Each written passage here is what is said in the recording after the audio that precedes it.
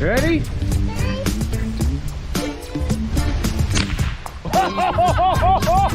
Look at that face!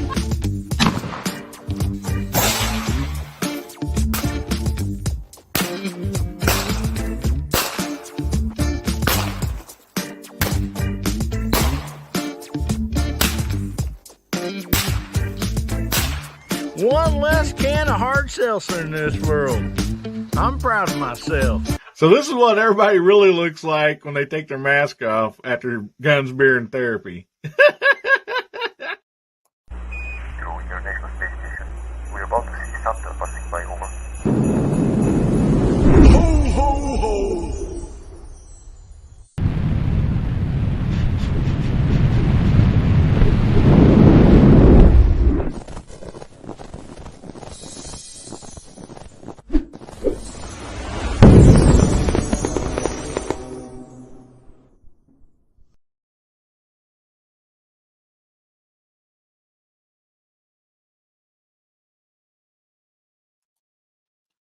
Howdy, Hillbilly Nation.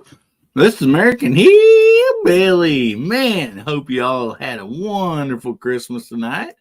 Oh my goodness. Oh, what a day I've had. Man, look at everybody out there. I just want to start out and just start saying hi and Merry Christmas. See, we got Justin Grimm out there, fluffy 10mm Jeep guy. We got Michael Dunn, Alaska Andy 1, Boomstick. Oh my goodness, Michael Hurtnick. All right, man. Glad you all could come in here. You silly cat. This cat never gets up here until I start streaming. Then it's like, hey, I want some attention.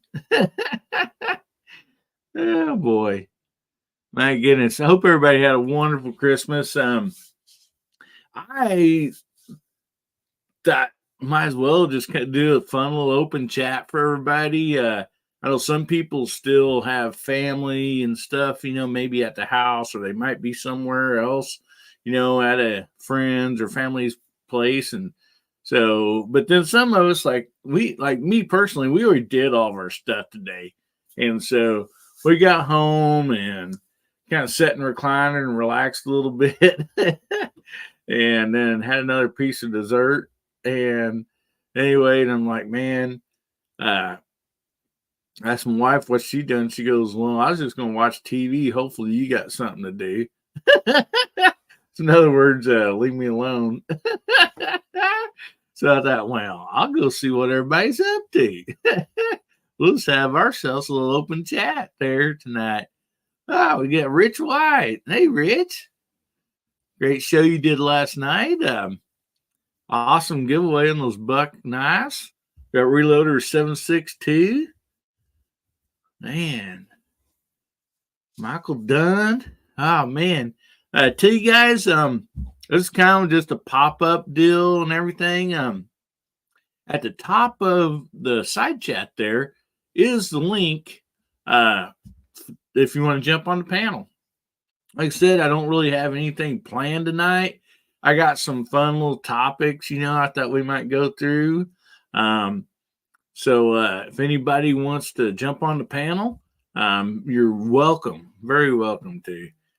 And so, we got Ozzy Osbourne coming in, Bark at the Moon. Hey, Ozzy, how you doing, buddy? My goodness. So, anyway, man, here we got, let's start pulling up some of these top of these side chat deals here, man. So everybody have a good Christmas. I hope everybody had a great Christmas. I really do. I know we was blessed to, be around some family and friends and stuff. And so, it was a wonderful Christmas for us. And I hope everybody else had a great Christmas too. Okay, Gert's Garage Guy. So give me a minute and I'll click the link. All right. 76 Reloader 762 says, good to see everyone. Just got home from the in-laws. Well, good thing he's hanging out with the in-laws and not the outlaws, buddy. Oh, man. Hey, yeah, Michael, today was Christmas, buddy. I hope you didn't sleep through the whole day, bud. You're probably too busy working, you know? Yeah, I hate to see anybody have to work on Christmas, but, it happens. And some people, like, are real appreciative of, like, the holiday pay, so, but yeah, I'll get everybody saying howdy out there.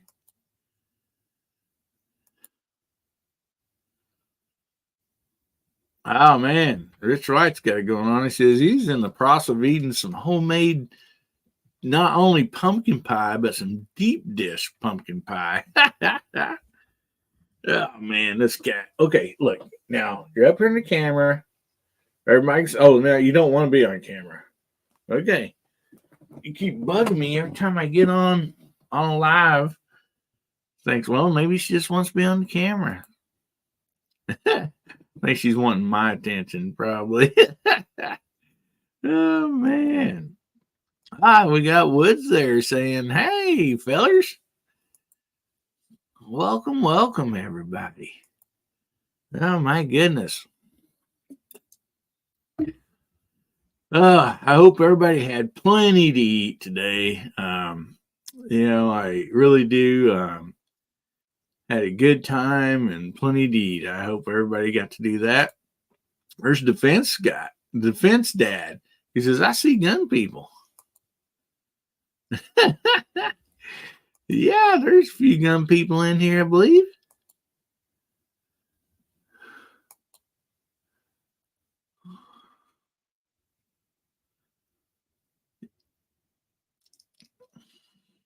Yeah. Remember the first responders, doctors, and nurses. And last but not least, our service members at home and all over the world. You're exactly right, Reloader 760, man. Well, there's Gitzer Gary. Man, I got to catch a little bit of Gary's chat this morning. It sure sounded like fun and everything. I got to say hi a few times and listen for a little bit, but we was in a house full of people, and like I even had my earbud in. Oh, I still got it in. And like I could still just barely hear because little kids running around just having a great time. And Defense Dad says, Merry Christmas, everybody. Currently in a food coma. Oh man. Yeah, I try not to let myself get that bad, man, on these holidays, which is nice. We'll eat, and I'll try to kind of eat, get to enjoy everything, but not try to overdo it. Save a little bit for dessert, and then most usually either we go back and eat or we bring stuff home to eat. So that's always nice, Hey, Mr. Bob in here. He says, glad to see you got a can of hard seltzer there to keep you hydrated during. Oh, yeah, that's that one that my wife brought in that I'm gonna have to drink this coming Saturday, I guess. So, oh my goodness. There's Chessboard. Hey, Chessboard, I played your video there a while ago. I'll play it again here in a minute. Get caught up here on everybody that's coming in. And also, we got somebody in the green room, too. So, get caught up here, and we will bring in Garage Guy 879. Hey, buddy, how you doing this evening? Oh, I'm doing pretty good. Merry Christmas, Mike. Merry Christmas to you, buddy. It's good to see you. Merry Christmas to everybody in the side chat. I hope everybody had a wonderful day. Like I sent you the text yesterday, I got your card and goodies in the mail yesterday. Well, not yesterday. Awesome. But Saturday, I went to the post office, and lo and behold, there they were. Thank you very much. All right. Well, Yeah, I mailed, those Christmas cards out all on the same day. And depending on where people live, they're getting them all different times, And I Yeah. hope everybody's got their, Christmas card by now. Because instead of making it after Christmas, so but anyway, Christmas cards are something that my grandmother always did. And so when my kids are little, they're like, well, let's do Christmas cards. We want to do Christmas cards. So it's just kind of a tradition, for us. Yeah. Uh, I got a few Michael Dunn cards says this just year. got back from his mom's. She likes to pack all the leftovers and send it home with us. We get to eat for a week now. Oh man. Yeah, I know, man. That's one good thing about for us, like Thanksgiving and Christmas. There's some side dishes and desserts that, we most usually just don't make, ourselves all the time or something like that. So it's always a treat. And we got KFW in here saying Merry Christmas to everyone. Merry Christmas, buddy. Glad you could jump in here. Oh man, did you get plenty to eat today, Mark? Yeah. I made a spiral ham and had some Oh, mashed nice. potatoes, green beans on the side. It was just me here by myself. My granddaughter's coming by tomorrow, and I went and visited my mother today. She's been a little under the weather, but she's doing better now. And didn't get no snow this year, but then again, you'd think here in the mountains you'd get snow, but just blew some rain every little bit. Yeah, where we live, we very seldom get a white Christmas, but our Christmas comes from my birthday's on January 5th. My dad's birthday, 20 years later, older than me, is on the 12th of January. So we're 7 days, like our birthdays are 7 days apart. But we always get snow on or between January 5th and January 12th. It seems like every year that I can ever remember. I want to welcome in Man of God. He says, how's it going? Glad to see you on here, buddy.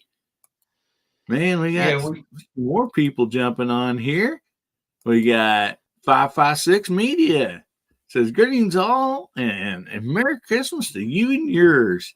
Right back at you, buddy. Man, look at all these people. Some great people on here. Michael Dunn says it's been raining for 2 days. Yeah, today we did not actually get much rain. It's overcast. Now, yesterday we had an overcast with like just kind of drizzling rain all day, So, how's your weather there, Mark? Drizzle. Wind's starting to pick up now, but yesterday it was 65 degrees at 3 o'clock in the afternoon. Beautiful outside. And I went out and popped off a few rounds and did some 22 LR out of some different pistols. Had some fun doing that. And then woke up this morning. It was just kind of gloomy out. I'm like, that's a bummer. Nice. But, we're like you. Usually we don't get snow till after about the first or middle of January, and then may not get much more after that. Yeah, same here. Fluffy says his mom's birthday was January 12th. Look at there. There's Tim S. in there jumping in saying, Merry Christmas, y'all. Merry Christmas back to you, buddy. Justin says, rather the rain than snow here in Iowa, but yeah, it's been days of it. I'm saying, howdy out there, everybody. My goodness. Defense Dad said, rain here all day, then froze and turned to snow all day. Oh, wow. My goodness. Also, I want to remind everybody out there on the side chat, the link to the StreamYard is pinned at the top of the chat. So if you want to jump in and just say hi, you don't even have to turn the camera on. You can turn your camera off and just be an emoji like this or whatever. It don't matter. But you're more than welcome to jump on. This is just an open chat. We're just going to visit and talk about some Christmas and some stuff like that. And so 556 Media says, just want to stop by to wish everyone a happy holiday season. Everyone be well and safe. Well, thank you very much, buddy. Same to you. Did Dwayne in here saying, good evening, everyone. Well, good evening, Dwayne. Mike, did you ever get your spinning wheel giveaway thing figured out, or is that still? I'm sure it works. I got an email next day, like I figured, saying that they were having troubles. Okay. So, yeah, I mean, every time it's been StreamYard having troubles. And because if it had been my computer only, see, Bubba could have pulled it up. But see, Bubba couldn't even pull it up either. I mean, you pull it up, but like it wasn't working, and it's a really great tool. So I'm glad they have it. I don't want to gripe, it's a great tool and, free to use. But yeah, I think a lot of times if a lot of people's on StreamYard and doing it or something, maybe different streams and stuff, might be when they get their trouble. I don't know. And also we got Gene, the reloading machine in here. Good evening, buddy. Reloading from the hot pot. And we also have Casey Doff just jumped in here. Man, glad to see you, Casey. Yeah, Casey was the winner Saturday night. Yeah, he sure was. He won the Smith & Wesson knife. I'm going to get that out to him either tomorrow or Wednesday. All right. Yeah, we had somebody else just jump into the green room also. Here, we got Rich. Hey, buddy. Hey, how's it going? I did have my Darth Vader sweater on earlier, but after dinner, I was like, screw this. I just want to put a t-shirt and jogging pants on. Figured I'd sit back and relax with some more comfortable clothes on. You betcha. Well, I had a fun show you did last night, buddy. Yeah. Coop and Gary won the prizes last night on the show. Yeah. And for those that don't know, this is what Gary won. Really nice soft blanket. Oh, yeah, definitely. Yep. And then the knife set, Coop won that. So, with the assistance of Rob D, the New York Outcast, who insisted before the show that he would not win. Yeah, he did really good. Him and Gizzard both, man. Me and Buck, man, we was bringing up the rear of that contest, especially me. Oh heck, Buck, Buck bailed on. He's like, I'm out of here. I can't. Yeah, I had so much going on here at the house too, man. I was having to run in there and baste a ham every little bit and stuff. Yeah, and Buck sounded like he was at the Griswold's house. Actually, I believe he said last night he had flew to the southeast or drove, I assume. Yeah, he's in Virginia. I don't know, but he was at I believe his daughter's house or something. Yeah, he's in Virginia. Remember, right? They live in the Richmond area. Yeah, because he lives in just south of me down in Arkansas. So, yeah, he was at family's house. So, yeah, good. I was gonna say, all right, chessboard's out there, so I want to play chessboard's Christmas video card he sent to me again. This is really cool. I played it just right at the beginning, but there wasn't as many people in here. Your next space station. We're about to see Santa passing by. Over. Ho, ho, ho!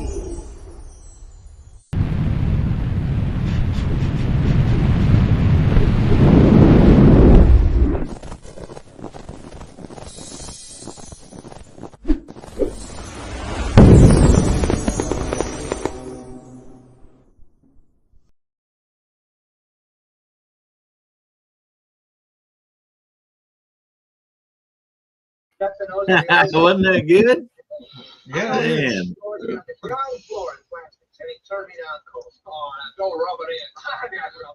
Has somebody got TV or something going on in the background? Yeah, my wife's got It's a Wonderful Life on. No. Yeah. She went down to the basement to check on something and left the movie playing. Yep, that's a good show. No doubt about that. Oh, man. We got it on Blu-ray, but we've never opened it because it's a special edition, so she's watching it on one of the streaming services. Yeah, I never did get into the Blu-ray.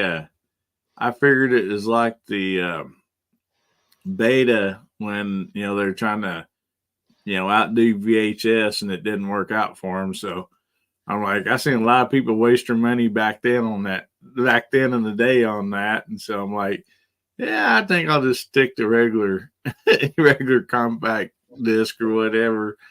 But it seems, I believe, like all the video games play them or whatever. Like, you play those movies or whatever, discs or video games too, I believe. That's what somebody told me. So, yeah, I think Blu-ray was just more pixels or something a little bit. Yeah, I'm sure it's way better picture, no doubt about that. It's a better picture than what you would get on VHS. DVD be better than it, and then Blu-ray is better than DVD. And then they got what's Ultra Blu-ray or something like that now, which is better than Blu-ray. Yeah, it's always something for more money, And if your TV can't handle it, you can't. Yeah. Your TV's not equipped. You can't tell the difference between regular, movie, Blu-ray, and all that because, a lot of times people don't understand you got to have the equipment, to see the difference. And so, but Defense Dad says I watched Violent Night today, quite possibly my new favorite movie, Christmas movie. Oh wow. Yeah, Sony and Beta. Yeah, there's a lot. Do you know why Sony and Beta lost? It's a true story. Do you know why? No, I'm gonna say hi to Chris from 740 though. No. While you're there's one reason why Betamax lost. Betamax was the superior format to VHS, but VHS was the one that all the perverts used. Well, I think it's because people wasn't going to pay double for the player and the tapes, I mean, I know like my parents and stuff, they're like, yeah, we're not, we're already spending money to buy this. We're not spending twice as much money, to buy a Beta or whatever. Yeah. Well, and then the movie stores didn't have very many of those. So if you did buy one, you didn't have as good a selection of movies. So I just figured that was a lot of it, They say that the whole reason why Sony lost on Beta was because all the porn was on VHS. No joke. So say howdy to Gary. How you doing, buddy? Well, I guess VHS, the blank tapes are cheaper to manufacture and sell, and the porn people just bought more of the blank tapes to film with. Plus, there was something about the timing on them. Something. I think the betas, you couldn't adjust them to record as long as you could VHS either. Yeah, I'm not for sure. We never owned one. Yeah, I'm doing all right. Hey, doing good, buddy? All right. Yeah. Man, I'm going to have to go back and watch all of your chat this morning. I got a lot, some of it, but wasn't able to catch all of it, and I sure enjoyed it, what I did here, buddy. Well, thank you. We had a good chat. All right. Well, no, I did line up a few I thought kind of fun topics for Christmas and stuff. And so I figured we might go through a few of those for a side chat. And again, everybody in the side chat, the StreamYard is pinned at the top of the side chat if you would like to jump on the panel. like I said, this is just kind of an open, fun deal here for maybe some of us that just ain't got nothing to do this evening. So sitting around with our bellies full or whatever. So.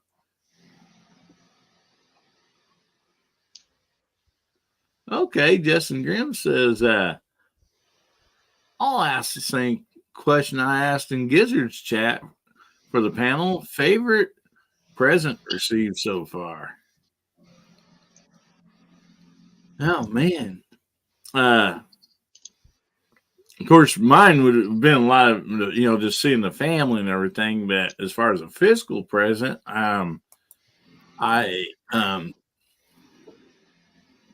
my wife did get me some stuff for a few guns, and that I've been wanting. I just hadn't bought yet. So anyway, that was her present to me, and so that's probably one of my favorites or whatever.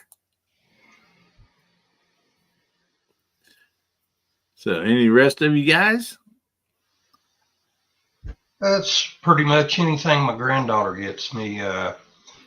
She usually buy me something, a little firearm accessory, one of those bore snake-like type of tools, little magnetic tools, that kind of thing. I just tell her don't spend a whole lot, I said if you see something I think I like, I of course told her she didn't have to get anything, just come over, but she always gets something, like that, and it's really thoughtful of her, and it's usually something I can really use.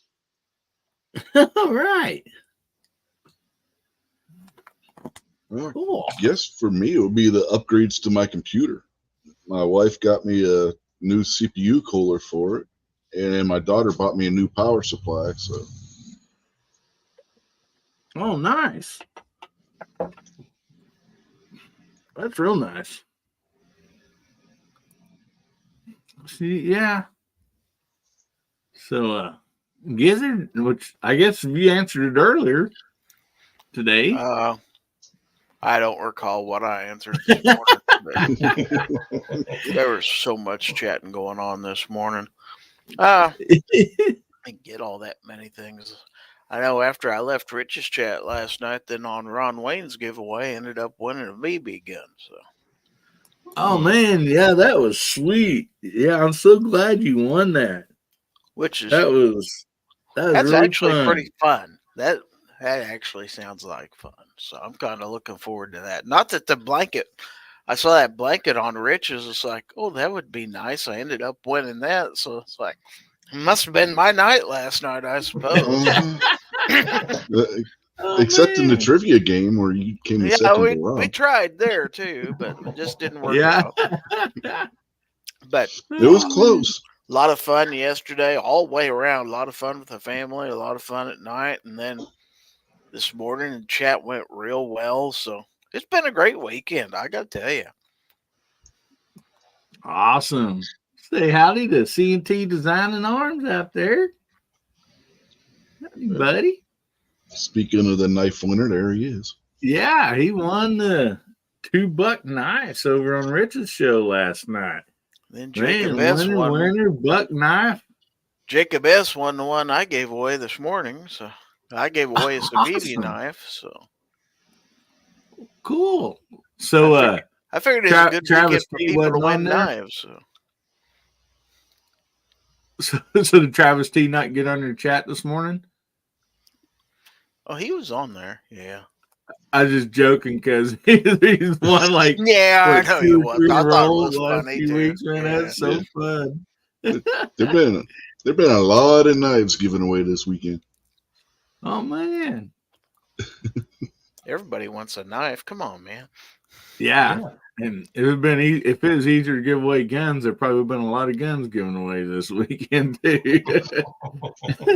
It's not quite that easy to send those. You can mail a knife pretty easy.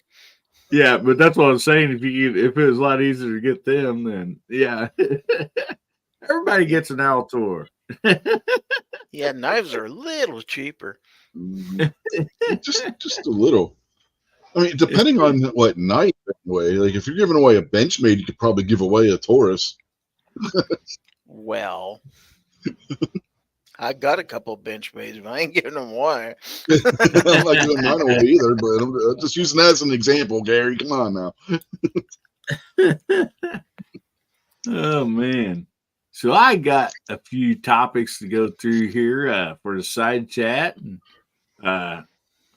we'll kind of hit these with the panel here too. And so these are kind of specific questions for a reason, because we're going to do a few different foods here. And so anyway, what type of meat did you have, or if you had any meat, put down there on the banner for Christmas, either yesterday or today, you know, because some people do Christmas Eve, you know, get together, some do, you know, Christmas Day, or maybe like yours was, you know, a few days ahead, you know, before because of, you know, family get-togethers. But anyway, so Mark already gave away his earlier. Yeah, spiraled ham, right, buddy? I'm What'd you still say? burping it up. Oh man, I kind of had a little smorgasbord today. I did a ham. One of my brother-in-laws did a brisket, and so I had some of that, and then also I had a little bit of turkey. I'm not much of a bird guy. And see, what else was there?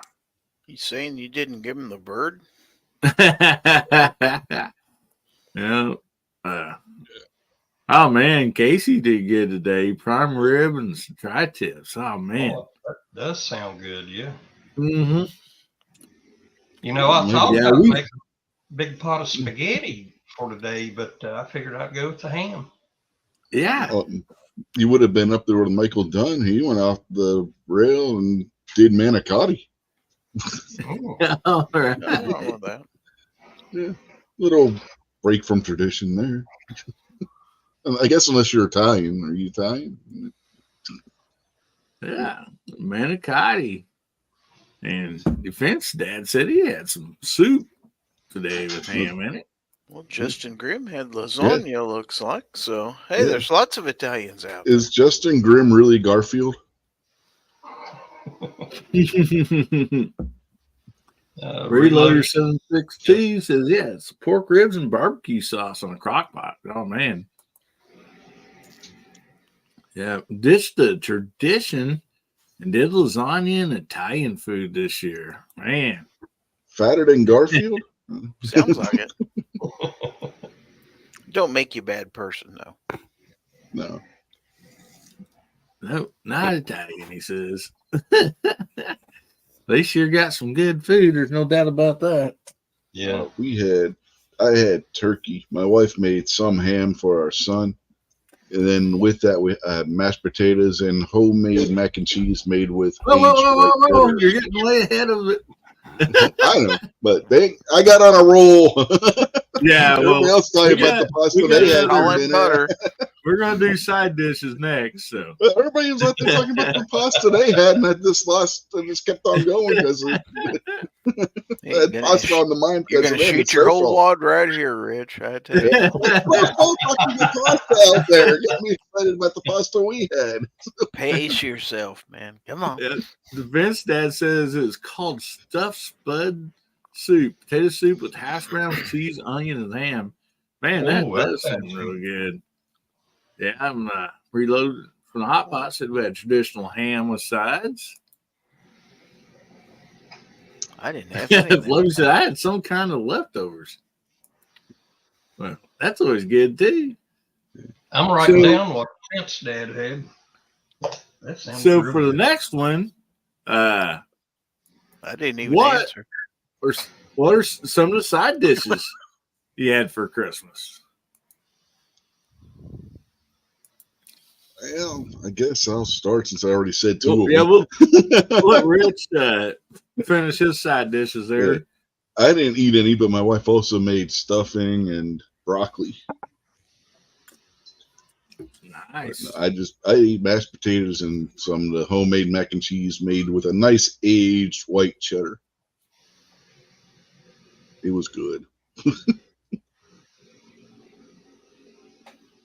Jeez. Oh, we got somebody else in here. Normally, I can't pronounce that. Documentaries? Anomaly. Anomaly. Yeah. I just, my pronunciations are never best. We're going to get to dessert next, Mike. Mhm. We're throwing out desserts. Now, side dishes are not desserts, which I mean, I guess they can be. You just have like some steak and, cheesecake, I guess. But, so we had, like, for instance, we had kind of traditional stuff. We had stuffing, mashed potatoes, candied yams, gravy, kind of traditional stuff like that. Stuffing is something that I look forward to every year because, it's something we don't, would most usually not do the homemade stuffing, for lots of dinners. But that's something I always look forward to. My mom also does this. It's a green bean casserole type deal, but it's got cream cheese and stuff on top of it. Not a whole lot, but some of it. And then it's got pieces of bread that's torn off in little chunks all over it, and they're buttered or something, and so like it's baked like that, and it's pretty dang good. I mean, Tim S says, Gizzard, thanks again for the free ages cleaner and lube. It's getting a workout today. Awesome. Yeah, man. Aegis is good stuff. That's what I use. And Yeah, that's what I got.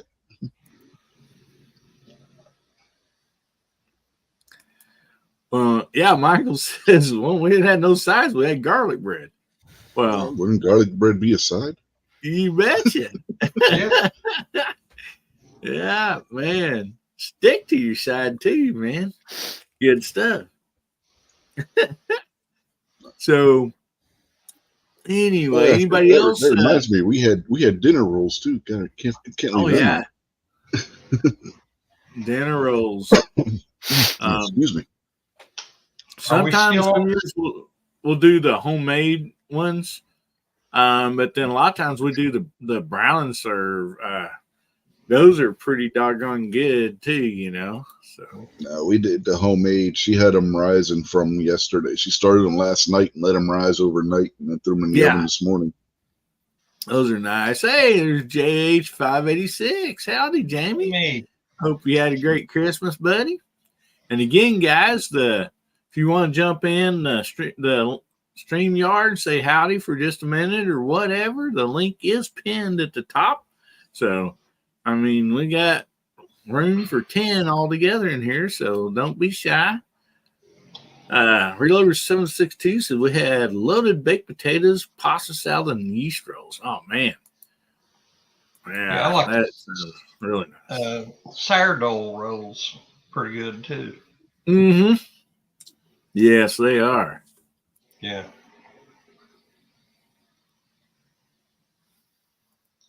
I wonder how much time Jamie spent looking at that scope today, Mike.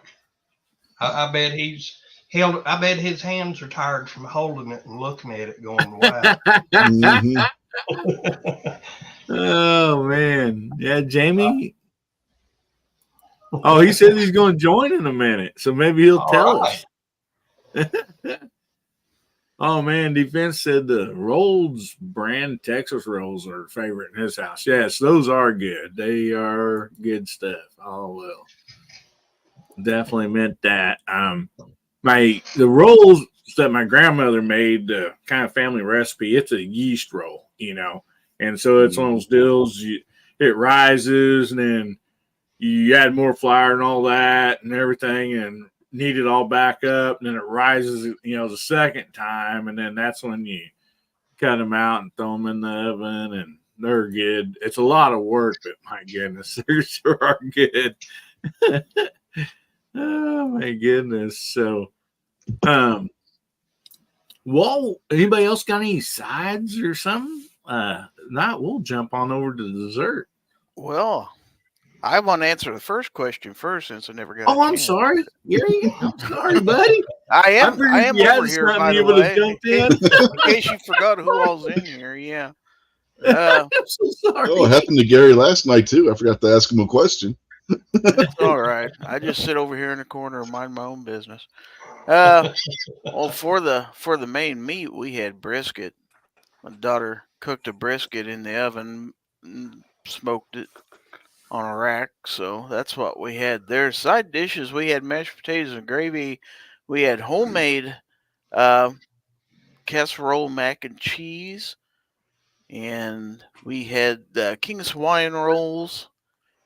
And what else? I'm forgetting something. We had cheese ball. I got to take half that home. She made two cheese balls, so I got to take one of those. And Gizzard, did you have Ritz crackers to go with that cheese ball? club crackers. Oh, those will work too. Clubs are good. Yeah, club crackers. It's going to be one or the other. Yeah, you're right. I'm drawing a blank on what. Oh, stuffing. Yeah, we made stuffing, and I used the leftover juice from the brisket for flavoring the stuffing, which was really good. So it wasn't a Thanksgiving flavored stuffing; it was more of a hearty flavored. So pretty good stuff. Oh man, that does sound good. Yeah. Gizzard's making my mouth sit here in water. It's like, yeah. I want to say hi to Coop, man. Thanks for jumping in, buddy. Hey, what's going on, Hillbilly? What's going on, Giz? What's going on? Hey. We got Chicago Mike the Shooter out there. Howdy, buddy. Here's what you want, Coop. Yeah, dude, I got to send the email out. I haven't done it yet. Yeah. Last night, I was sitting there watching all you guys and chilling out and watched Rob pull it out of the hat and was like, hold on, Rob never wins. No. Rob's like he only wins when he's playing for somebody else. Yeah, that's my luck. I would only win when I was playing for somebody else. Oh, okay, where's your cup at? Okay, I got you. Sorry, son's bringing me root beer and. But yes, I just want to jump on, man. Wish everybody a Merry Christmas. Hope everybody had a blast with the family and just had an all around great day. You're welcome. Awesome. Well, I'll tell you what, Rich, if you want to pass those nice over to the garage guy, you can hand them down to Coop. I don't know if it works that way. Yeah. We can try. Or send them down to Gary, either one. Here's one Jacob S. Jacob S. one on my chat this morning. So, oh, nice. There's something about knives for guys for Christmas. Yep. Oh man. Like I got my dad a set of one's like a gut knife you'd use on a deer, and the other one's a skinning knife. Both were replaceable blades because those are awesome. If a blade goes out and you haven't, you just swap blades. You don't have to worry about sharpening nothing. And then my father-in-law a couple of sets of knives with the replaceable blades on them for skinning and stuff like that. It's a little bit larger set, but those things are so good, man. I get them every year. So I'm all the time like my dad. We'll be hunting. I'll kill a deer and I'll be like, "Hey, Pop, what? Let me see your knife."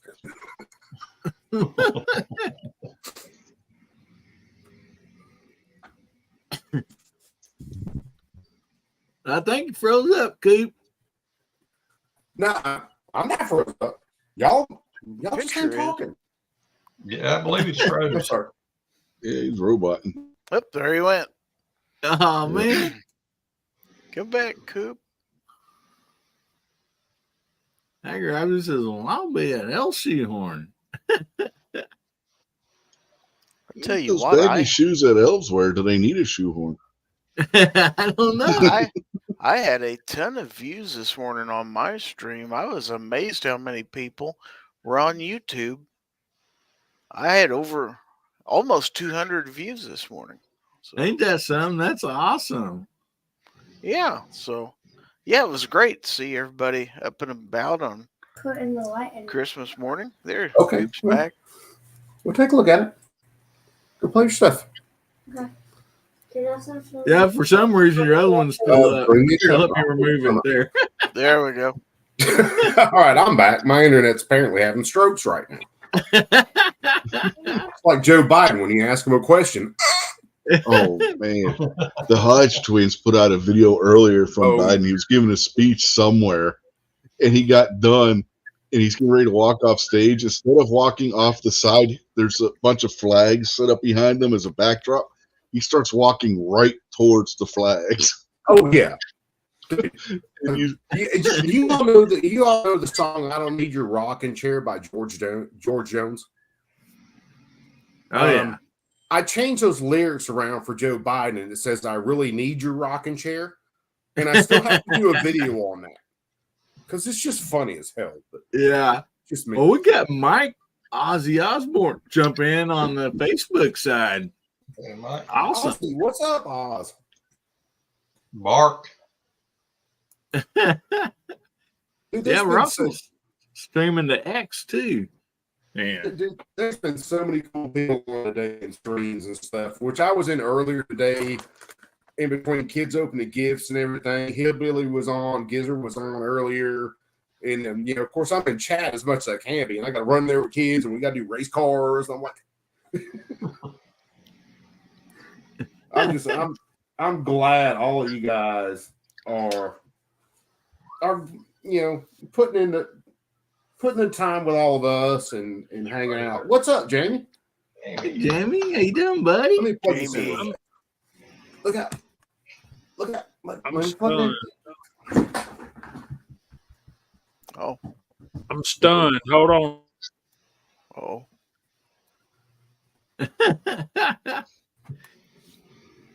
He had to look at that scope again. Tell you what I'm stunned about. What's that, buddy? I kill a deer and have to ask my dad to borrow a knife. Really? Who does that? Jamie, that's why I said earlier, buy your dad the knives. That's why when you're with him, when you kill a deer, you can borrow his knives and he has them. Is that like buying your wife a drill so that you can use it? Yeah, pretty much. Fishing poles, yeah, everything. Say Buy howdy your wife to a nice, Diego. buy your wife a nice fishing pole. Yeah. There My you wife go. would whoop my ass with that fishing pole before I got it. Well, mine will too, but apparently I'm so stupid I keep talking crap and she keeps beating me. I'm pretty much at the end of, what they call it when you take someone hostage and they start agreeing with the hostage taker. Yeah, I'm there, right? It's called Stockholm syndrome. Stockholm Yeah, syndrome, yeah. that's what it is. Yeah. And I'm only at like 10 years of marriage right now. I can't imagine where I'm going to be after 20. No, brother. I hope you make 11. That would be good. That would be good. Merry Before she Christmas, kills me, everybody. Or as because Guppy would say, Merry Christmas, damn it. yeah, but because the truth is, I love my wife. I would never divorce my wife. However, would my wife pretend I was a deer in the woods during deer season and go ahead and lay me out? Yeah, that could happen. That's questionable, huh? Like dressing me in a brown jumpsuit, sticking a grunt call in my mouth, white handkerchief in my pocket, and making me run through the woods. I'll say howdy to AR Patriot Nation. Hey, Elliot. Yeah, How you doing, AR, buddy? what's up, my brother? Elliot. Viejo. Yeah, we have Walker out there. Man, a lot of All great the people. cool kids tonight. So we're gonna go get real quick to our last food topic here for Christmas, and it is desserts. So I know people was wanting to throw them in there earlier as we was going from meat to side dishes. So now, what desserts did you guys have? This is I the fun. already told you. I told you earlier because I was still eating it when you started the show. I smashed so much ham tonight, I didn't have room for dessert. I couldn't fit anything else in my belly, and I'm a fat kid, so that says a lot. My daughter goes, "You're not fat, Dad." Yeah, I am.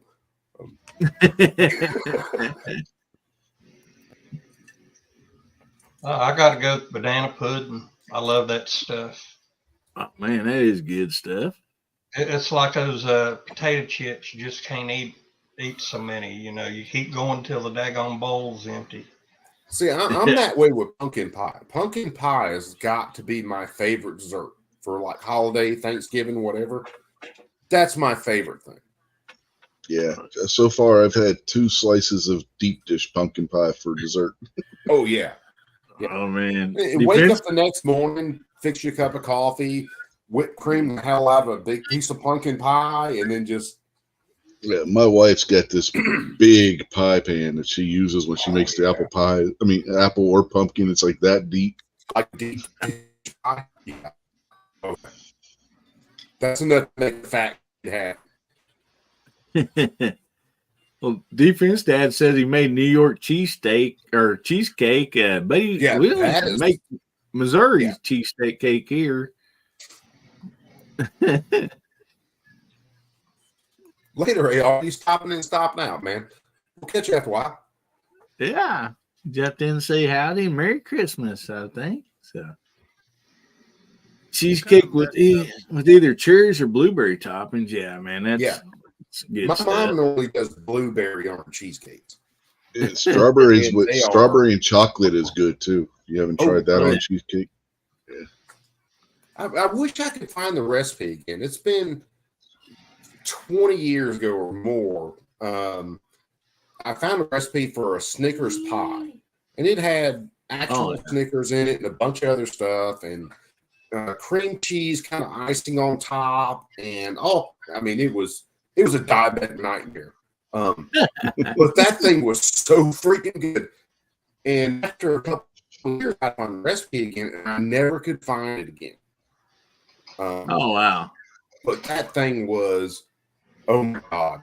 It's like it'd make your sugar go to like 920 in 2 seconds. But God, it was good. So I want to Snickers up to 11 is what you're saying. Oh yeah, dude. Turn them up past 11. Keep on kicking until about 15, and that's where it was at. It was amazing. That sounds good. I want to answer Agorizer's question out here. She got 10 different kinds of cookies here in front of me. Find out which one goes with beer. I'm going to tell you all of them do, buddy. Yeah. They all go good with beer. Oh, rhubarb pie. I ain't had rhubarb pie in a while. So we kind of messed up on desserts today. I was so focused on meat. I'm the one that has to carve the meat at my family gatherings.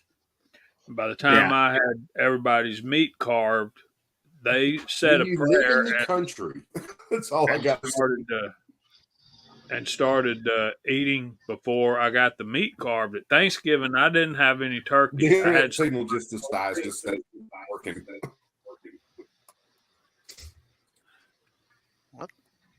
So you didn't have any.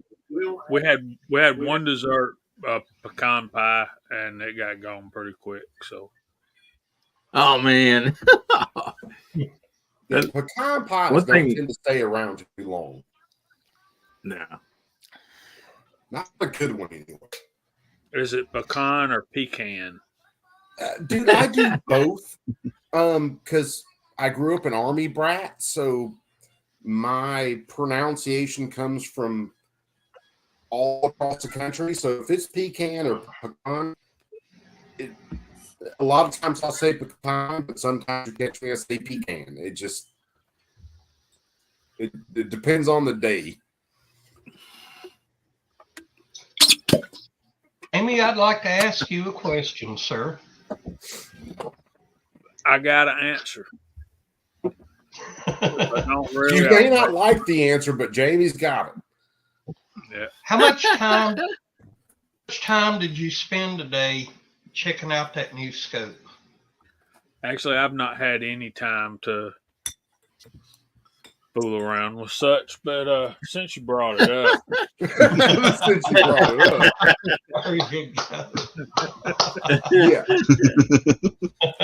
Since you're asking about it, I got to look at it now.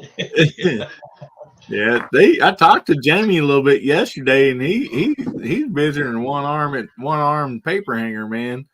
He's on the grill and just busier getting than with a one-legged man in an ass-kicking contest. it. Yo, Billy, you said that we talked a little bit. Do you realize we were on the phone for almost 50 minutes? No kidding. Yeah, I did not realize that. I didn't either. Don't time fly when you're having fun, man. It sure does, I've brother. been like teenage girls at that point. Yeah, I Yeah. was, Michael, I was out on the. Michael Dunn says his mom always makes banana bread cake with vanilla pudding topping for his birthday. Man, that does sound dang good right there. Mhm. It does. I'd pour a little chocolate syrup across the top of it too. On that. Yeah, that would be a good topper for that too. Oh man, don't get me started on chocolate, man. Before this season, so it had been toward October. My mom got me started on chocolate coffee. So it's either like a chocolate cappuccino you run through your coffee machine, and then she's got a chocolate collagen powder that goes in it, and then a mocha syrup. And it's all sugar free. None of it's sugar. It's all keto stuff. I will drink that stuff till I turn freaking purple. And that's what she gave me for Christmas this year was chocolate coffee. Gave me the collagen powder. Gave me the mocha syrup. And that was my morning. Oh, we lost him again. Mr. Bob says it's pronounced pecan. Pecan is what a driver uses when he gets to the truck stop when it's 130 30 minutes away. That's funny. Here, raise your hands up. Hold your hands up. You like the skin in a squirrel. There you go. Sweatshirt off. Anybody, everybody into Paw Patrol? Because Oh, yeah. Yeah, definitely. rubble on the double, baby. Where's your cut? Yeah, we got Paw Patrol pillows and blankets here for the grandkids. Oh man, Come over. Few of them. my son got fat right on Paw Patrol. He's got Paw Patrol pajamas, Paw Patrol hoodies, Paw Patrol toys. Paw Patrol up for the next year.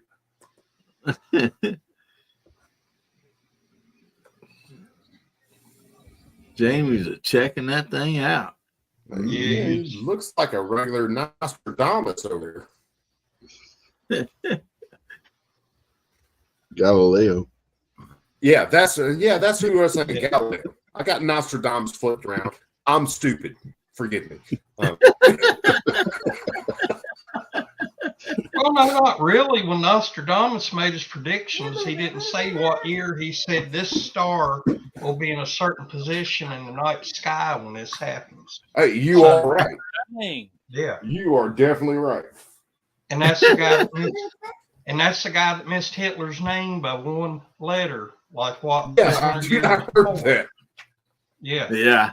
That was on one. Was that on one of theirs? There was a show called like Bible Codes or something, and they talked about that. And it was There's been a lot of ton stuff things come out. that. Yeah. Well, Yeah. Well, that one prediction there. Levi. Child. Okay. Get it when you want. Here. Yeah, a long time ago, like I believe it was even back on VHS or something. There was somebody did a deal about all his predictions or something like that. So I've seen several, and then of course sometimes when you go through like some movies or something, they'll have if you're back in those type of days, kind of like Camelot type days or something like that, or even before that, somewhere around there. When it's like if it has to do with witches and warlords or something, there's a lot of times, Nostradamus might even be on that movie or something, So, yeah, it's. Well, Yeah, he it's wasn't on the crazy. movie. He died a long time ago, Hillbilly. Yeah. Oh, they had a time machine, Jamie, and they went back in This time is and when filmed I his part. admire Jamie, because not only does Jamie have the longer beard, but Jamie is a smartass. But Jamie's a smart ass ninja. He's not like me. I'm more of a Jamie's the one who's behind the smart ass. He just jabs you.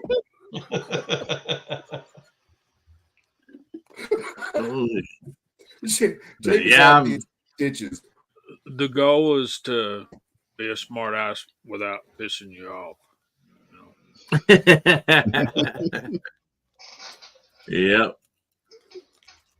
We don't That is need That's nobody what I'm mad gonna at start calling Jamie is the smart ass ninja or the ninja smart ass. One of the two. Because he's sneaky about it. He's polite about it. He just sorry. Is Bubba working tonight? Or is he don't with know. other nieces and nephews? What do you say, 33 of them? Yeah, I You believe mean, so. You talking about Triclops? Yeah, Yeah, Bubba Oh, okay, Triclops. yeah. the Bubster. Yeah. Yep. Well, I know Saturday night he said he had to work Sunday or something, but then he's going to get like a day off or something. I don't remember, an extra day off or something. So I don't know. Yeah, he's a good feller. Yeah, Yeah. Bubba's a good dude, man. He really is. I don't get a chance to comment on his stuff a lot of times because he's on and I'm doing other things, but I listen to him a lot and give him the old thumbs up. But yeah, Bubba's a good dude. Yeah, Okay. I like his Wednesday morning show. He goes out of his way to promote, what other channels have coming up and all this and that. He's a great guy. Speaking of promoting stuff coming up, can I say something? Yeah, You betcha. NOE Bullet Molds is starting a big sale tomorrow. And I'm like, I gotta question the wisdom of such. I mean, normal people are broke after Christmas, right? Yeah. Yeah, well, those of us who are honest about things, probably, yeah. If you're a politician, no, you're probably making more money after Christmas. Yeah, My mother. gift return season starts tomorrow. Yeah. Yeah, What politicians. my mother would do is she would wait until after Christmas and hit the after Christmas sales to do her Christmas shopping for next Christmas. Your mom is a wise woman. If we I'll all say howdy to Dale Pogue out there. Welcome, buddy. Hey, Dale. Yeah. Now, I do have a friend, and they do their Christmas, like his kids and grandkids, they get together on New Year's. That way it gives time for his kids, to go to in-laws and stuff. And he said they do still kind of get together, but like they do, like they might have a dinner or something, but they do their gifts at New Year's. That way they can catch all the after Christmas specials and all that. Who was there was one of the guys in the chat. I think it was, but I'm not sure. Said they do theirs in November because all of their family's out of state for the winter. So they do Christmas early. Most of their family goes out of state for the winter, and then they're that's their normal cycle, which is cool. Yeah. As long as you're getting together with the people you love, it doesn't matter to me when you're doing it. Yeah. Yeah. Yeah. No, That's what he said. They'll like get together and have a dinner or whatever. But he says, as far as the gift exchange that they just do it. It just always worked out better for them to do it on New Year's together as family. Yeah. And so he's like, man, he said, you can catch those, after Christmas, sales and everything. Well, I'm horrible about, especially the last quite a year. I'm horrible about Christmas shopping I do it last second. Like the last couple days, that's when I'm shopping. So it's like the craziest things you've ever seen. However, you can get some pretty good deals. So I'm kind of juggling the insanity at that point. Yeah. Let's say howdy to Sam of Anarchy. Merry Sam, Christmas, what's buddy. up, my brother? And Sam's got a channel, guys. He plays games and stuff and hangs out. Oh, If cool. you guys want to check him out, man, check him out. He's funny to watch. Not too long back, he was playing Grand Theft Auto. It's some of the most terrible stuff I've seen because he's just playing and having fun, and it's hysterical. Sam's a good dude. I think he froze, didn't he? Yeah, he froze again. Did I freeze again? I got jazz hands. Yeah, you were like.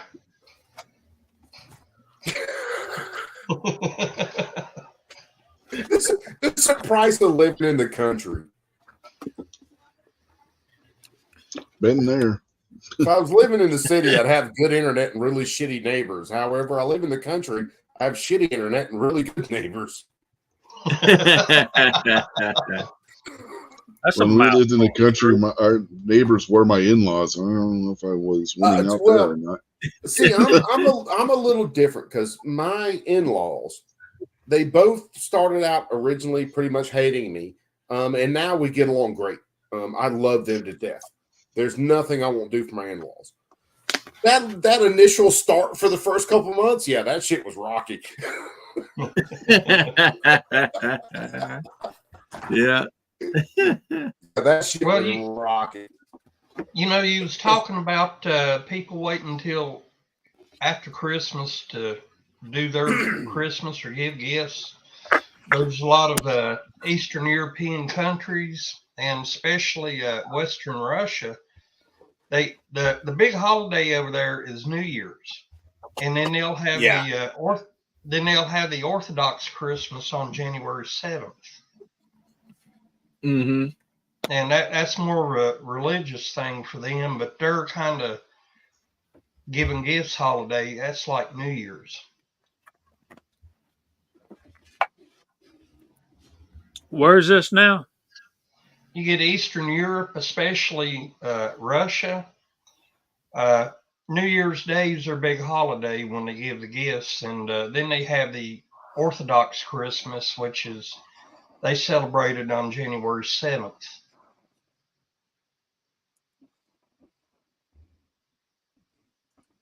That's a misnomer of us.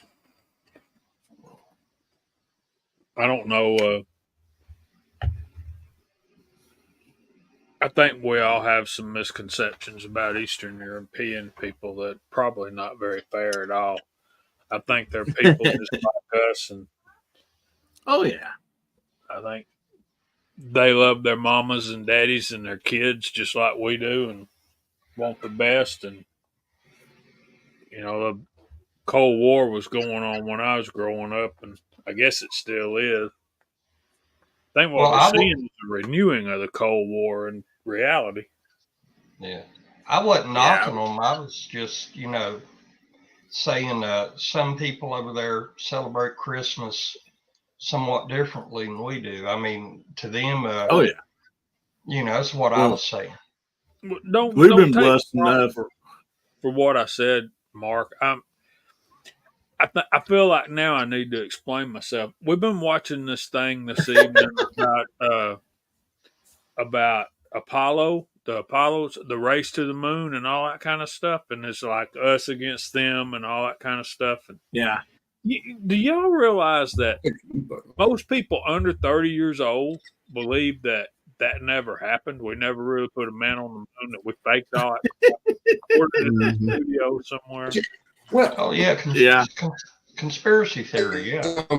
Mhm. It was night before last.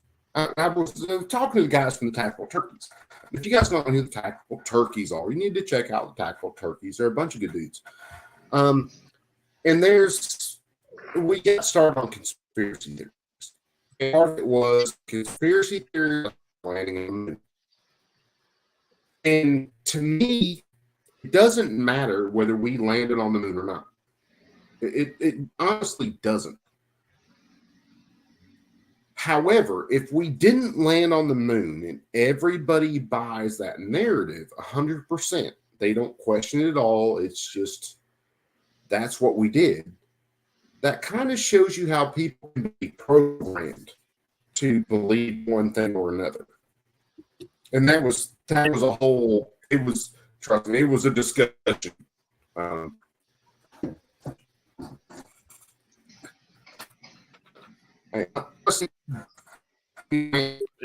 Do I think we landed on the moon? Yeah, I think we more than likely did. Does that affect my daily life? No, it doesn't.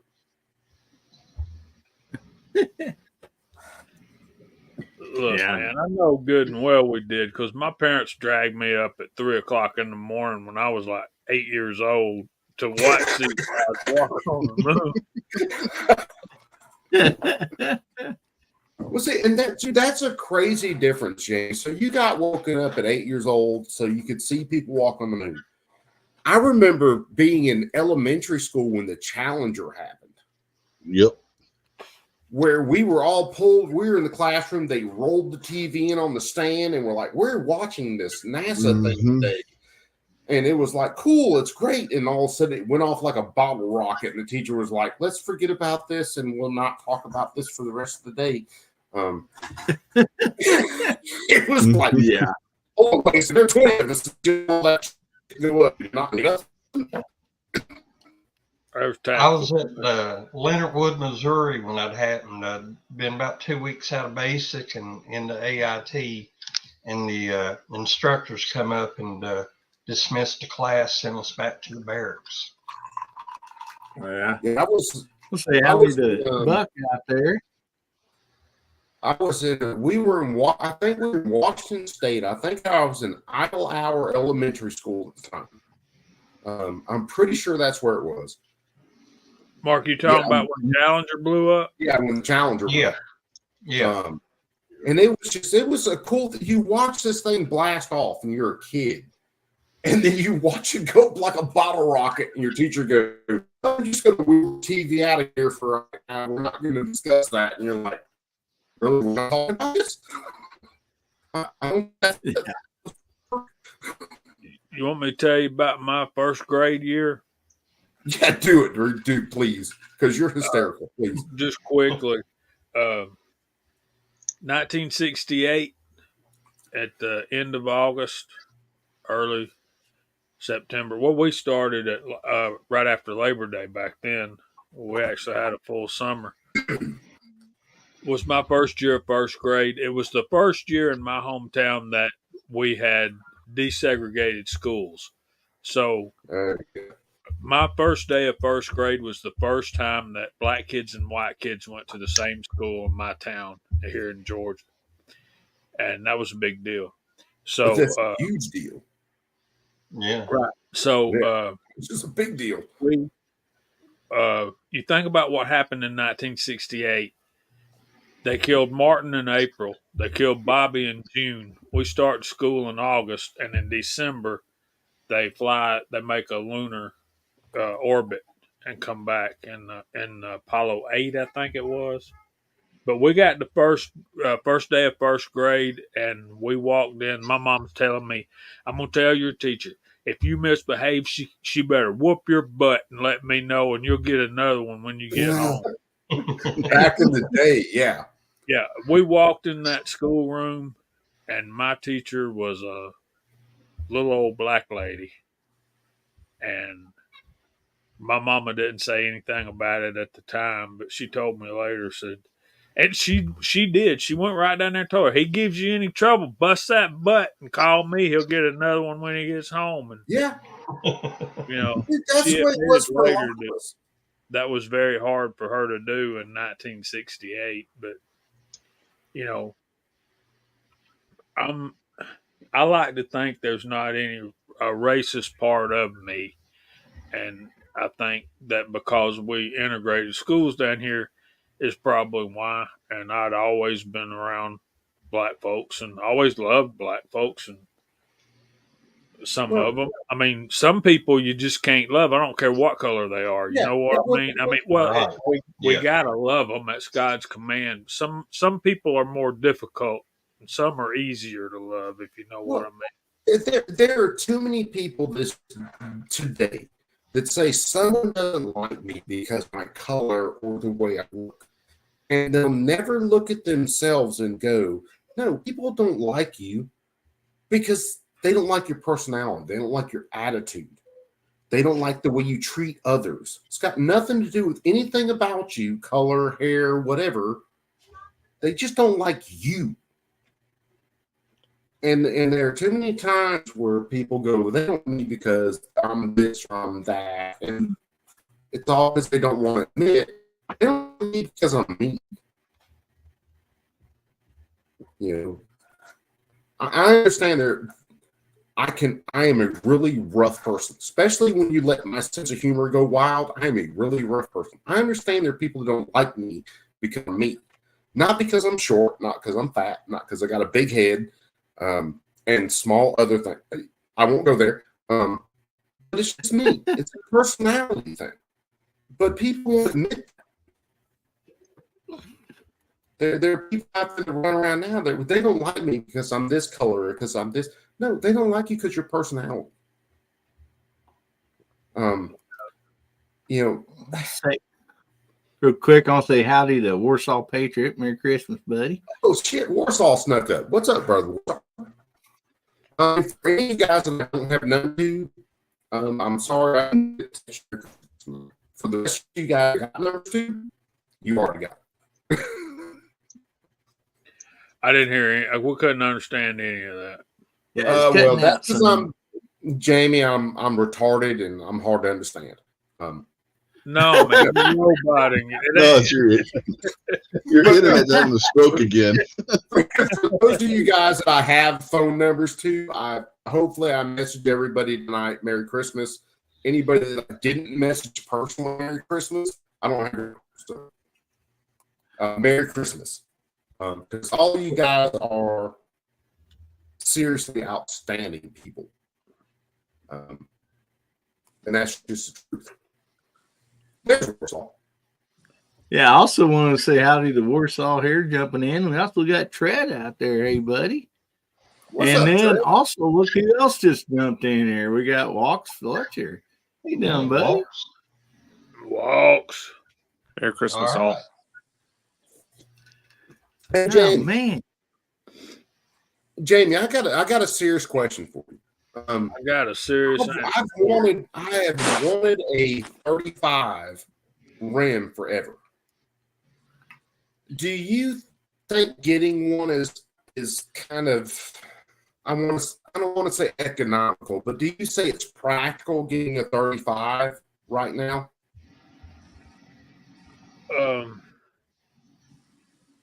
If you can reload your own ammo, I would say yes. Yeah, that's kind of been my hang up. And I've got to get into reloading. I've got press I've got from a buddy of mine that where I can do pistol or rifle. I just got to get the dies. I got a shotgun press I got to start using and learning. But that was my question because Well, you need to start watching our Friday night live stream. We'll teach you brother, all. I lurk in you guys this Friday night like you wouldn't believe. There's just I'm busy sometimes. I don't comment as much. Real quick, Jamie, I think Fudd might be asking you this question. No, don't go 243. Go 6'5". Don't go 243. As always, what are you going to do with it? But I would choose 6'5" Creed over 243. I would do 6'5". I hunted with a 243 for a couple of years. Now I've hunted with a thoroughbred. Hunted with 270 for a long time. And I've seen deer walk away with a 270. I've seen deer walk away with a 30. I mean, a shoulder shot, heart lung taken out. I've had the jokers around. This year, as a matter of fact, I had a yearling doe. I shot her heart lung with a Remington core lock. and she ran, stopped, and I put another Remington core lock through that same area. Her chest was practically jello, and she kept walking for another 40 yards. Of Well, 240, a that ain't 243, no problem. yeah, a 243. I was hunting with my dad, my buddy Tom. I think my wife was out in the woods at the same time. And my buddy texted me and said, "Hey, there's like 3 does coming to you." And I went, "Okay," because he knew where I was hunting. First doe, pow, 243, drop her. She hit back and moved. Second doe, she ran about 10 yards, pow, I dropped her back. And I didn't back another round in. I figured she's dead.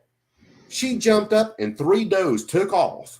And when they passed my buddy, when they were headed back out of that same bottom, he was like, they were just feeding like nothing happened. I was like, what? I knocked that joker to her back. And she got up and walked off. Dang. So yeah.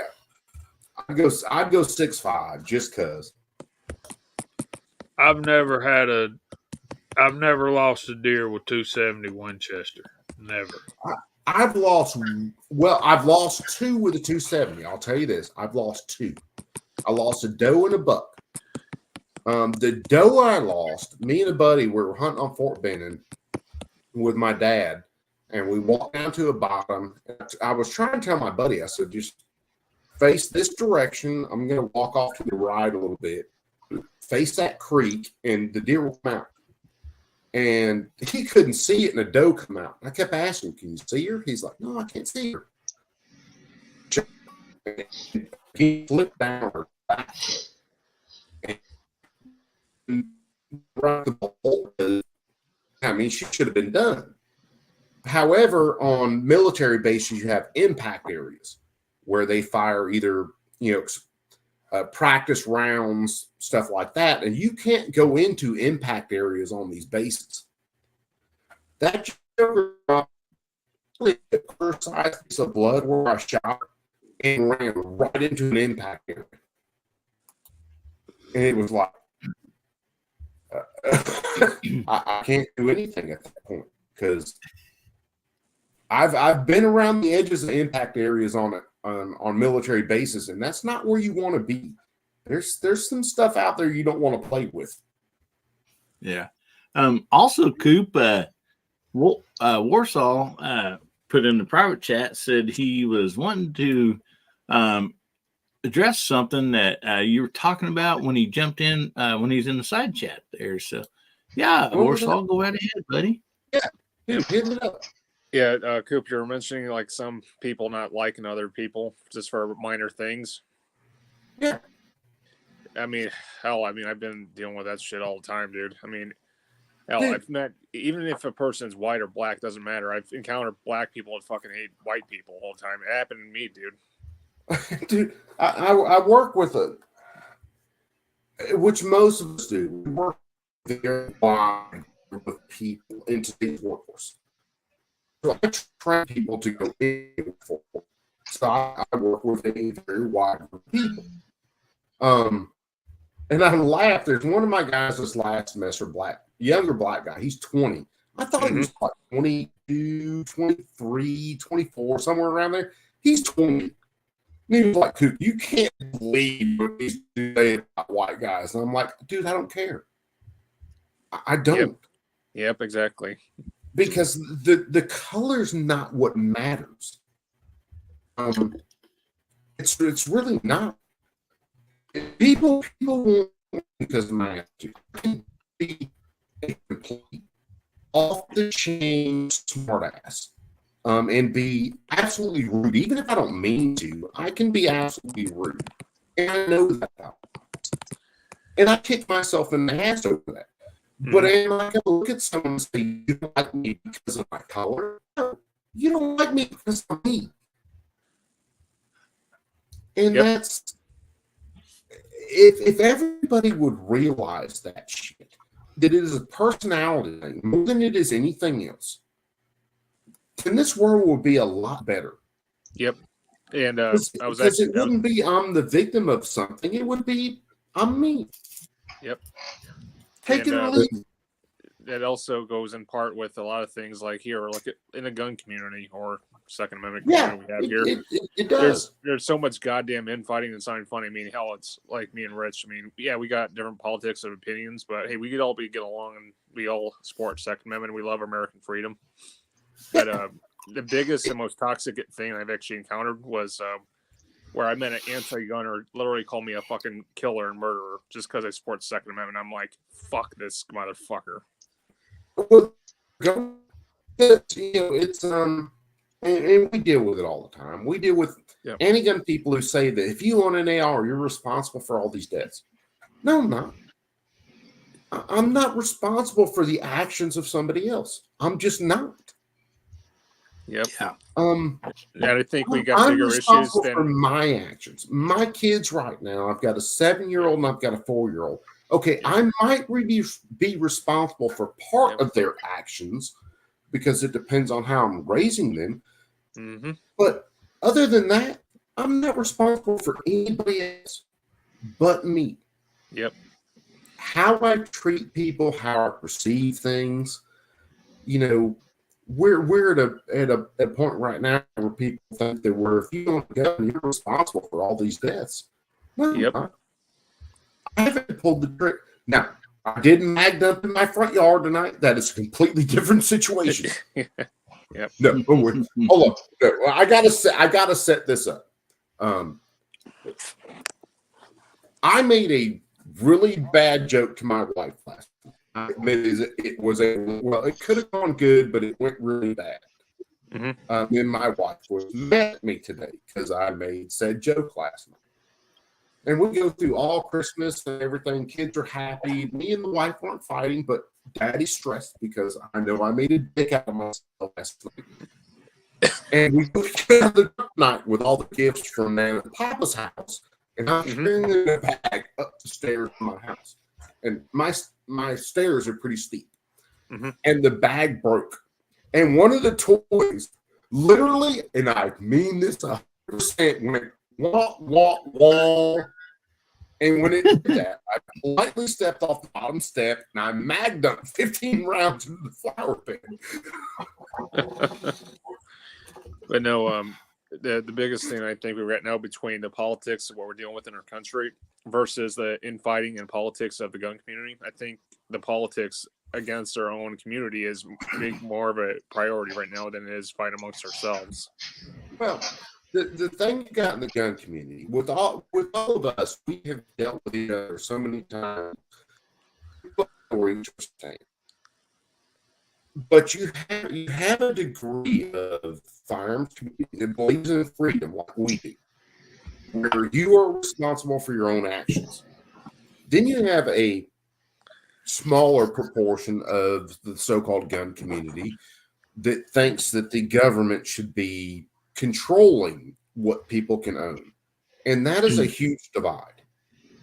And it's always going to be a huge divide because I'm always responsible for my action. Warsaw, you're responsible for yours.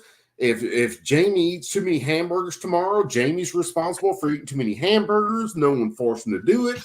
I may have had a gun to his head, but it was Jamie's ultimate decision. If Hillbilly wants to start drinking hard ciders, or seltzers, Nope. But the old saying, if I've always followed, treat how you want to be treat others how you want to treat others. Treat how you want to be treated. Well, and that's a lot of it, and that's a ton of it. Is you treat people since you with brought a up since you brought up hard seltzer, I gotta take a quick break to promote Guns Beer Therapy Saturday night because it's going to be one for the records.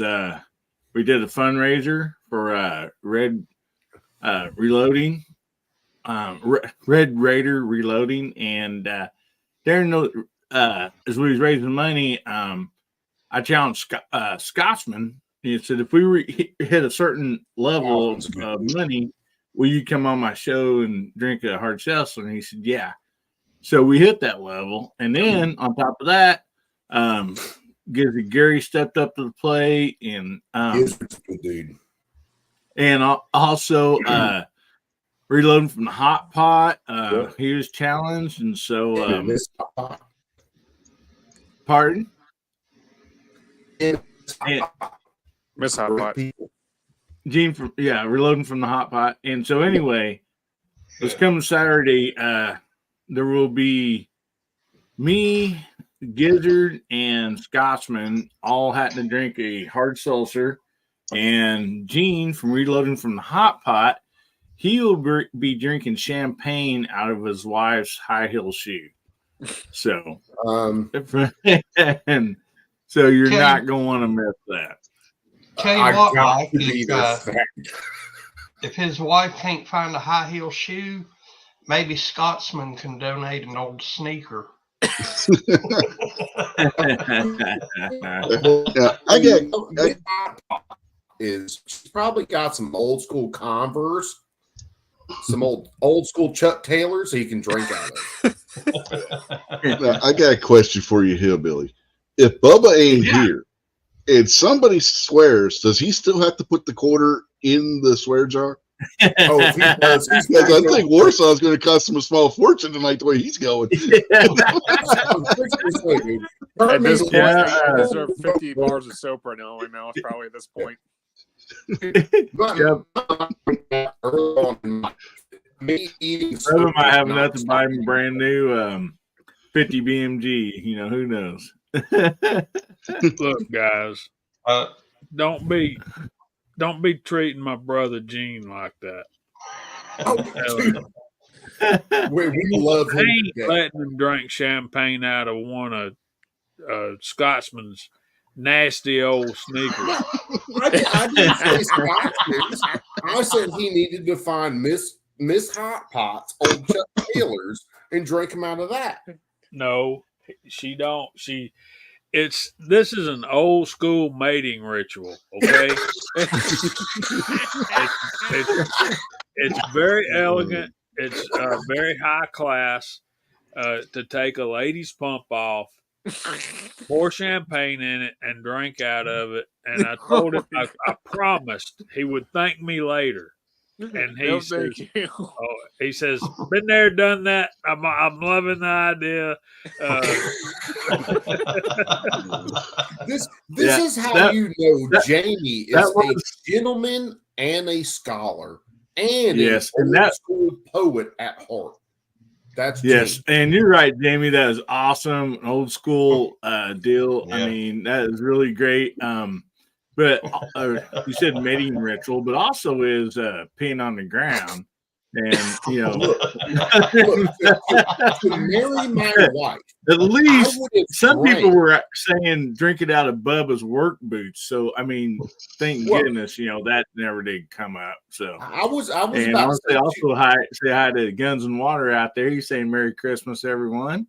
to get my wife to marry me. Now, my wife was a welder, and then stay-at-home mom for a while. Now she's a gunsmith. To get my wife to marry me at the time, I would have drank Colt 45 out of her work boots. To get her to marry me. I don't know what I did to make her marry me. It might have been the chloroform or the duct tape, but go take your pick. But she's still with me. But yeah, to get her to marry me, yeah. Split malt liquor out of her work boots would have been fine with me. Yeah, Hot Pot's over in the side chat now thanking Jamie. I saw Hot Pot. You betcha. Love you, Gene. I mean, all you guys are good dudes. Hot Pot's another one of those dudes, man. He is. Yeah, and not only that, a great dude. Miss Hot Pot is also going to we're going to raise money and basically for whoever will give the most for those shoes after this all happens, that money is going to be donated too. So that could run into some serious fetish head territory. I don't know whether anybody wants to run into. So again, since a human kid, you just stay with me. Miss Hot Pot is a damn shooter. Though. You seen that? Watch Miss Hot Pot run a damn range. That girl can shoot. Yeah. Mr. Hot Pot, don't piss her off. Not a good thing. Great people right there, I tell you. Yeah, I saw their video earlier. Both of them shooting pretty good. Oh yeah. Miss Hot Pot can. What was it? It was a couple of weeks ago. They posted a video shooting where she's outside the waistband and running through drills, or not drills, but running through the course. And I'm like, that girl could freaking outshoot me any day of the week. I ain't got a chance. Oh When man. it comes I was to like, hand he guns, it don't take better a not lot smoke. to shoot me. Do Yeah, what, they Jamie? Go ahead. I said when it comes to handguns, especially semi-autos, it don't take a whole lot to outshoot me. So I have no doubt Christine can outshoot me. But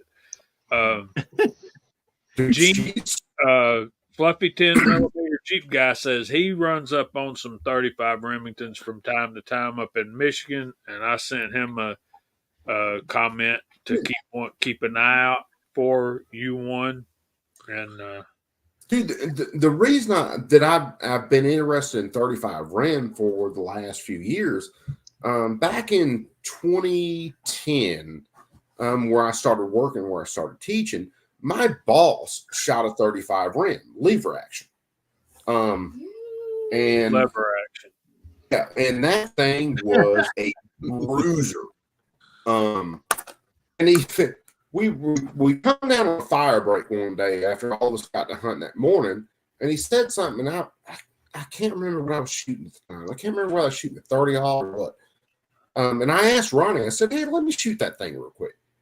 And I put two shots at about 50 yards, about a half inch apart, and then kind of gauged that against the hole it was leaving inside of a deer that he shot, and was like, that 35 is devastating. And it is accurate. Oh my God, it's accurate. Yeah, and also I want to give a shout out to Mac Man real quick. Tonight is would be the night he would be having his live, and he is on his way back to Wales to get to spend some time with his family. That I think he said was it 5 years, I believe, that since he's got to see him, since the COVID, stuff shut down and all that. So anyway, Mac Man, you have a safe trip, buddy, and enjoy your family. Yeah, be very careful, bro. Mac Man's another dude that I watch a lot. I don't get to comment as much because depending on what I'm doing at the time, I throw chats on and I'll listen to him, and I'm working on other things. But Mac Man's one of those dudes that, especially for the reloading content that he does. Oh man. I would love to go live in that dude's back pocket for a couple of weeks to learn the amount of stuff that he knows for each caliber. Because it's like he can go from one caliber to the next, and I'm like, yeah. And also want to say howdy to Artak and daughters out there. Merry Christmas, buddy. Artak, what's up, brother? Yeah. Hey, Coop. We mentioned lever action rifles. Yeah. I do like the Winchesters, stuff from the old West. But there's one lever action rifle in particular I've always had curiosity and wanted to shoot. It's the Winchester model 1895, made in Russia with the 7.62 by 54R rim. Dude, that would be a good gun. But see, the thing about lever actions, and to me, this is my opinion. Okay, you have types. You have a lever action that loads from a tube going up there, or you have a lever action Savage 76, something like that, that has a magazine that it loads from. So I can put a more ballistically coefficient round in the one that loads from a mag than I can from the one that loads from a tube. Mm-hmm. And you guys, if I'm wrong, you guys crucify me. But that Savage, and I borrowed it from a few times and shot deer with it. The trigger is better, and you can load it with better projectiles than I could with, say, my Marlin that I shot forever. That was a 30-30 that loaded from a tubular magazine.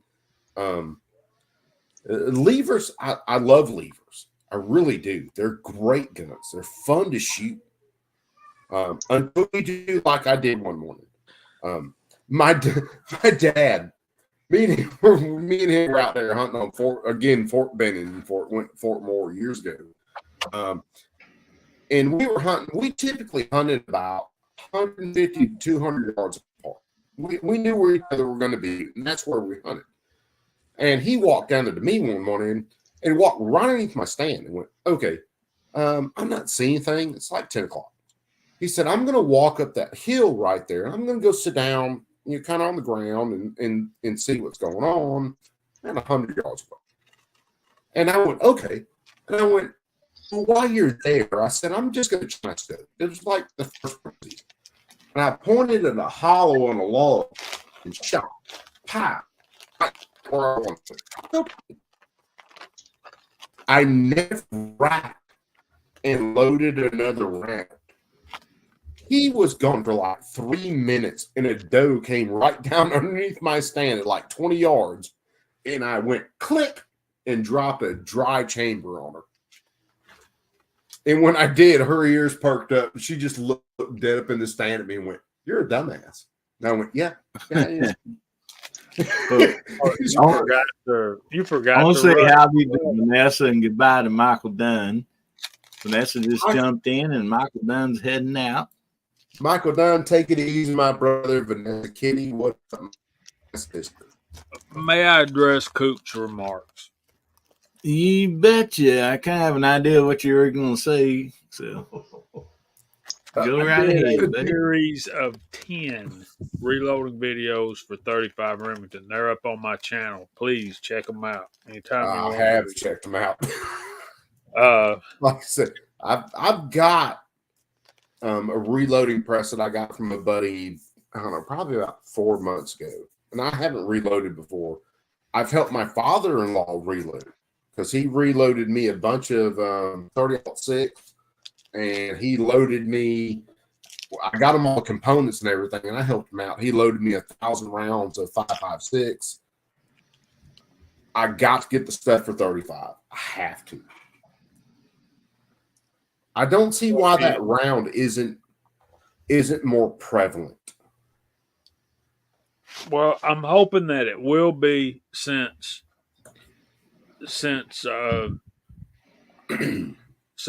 Ruger is making the Marlin 336 chambered in 35 Remington.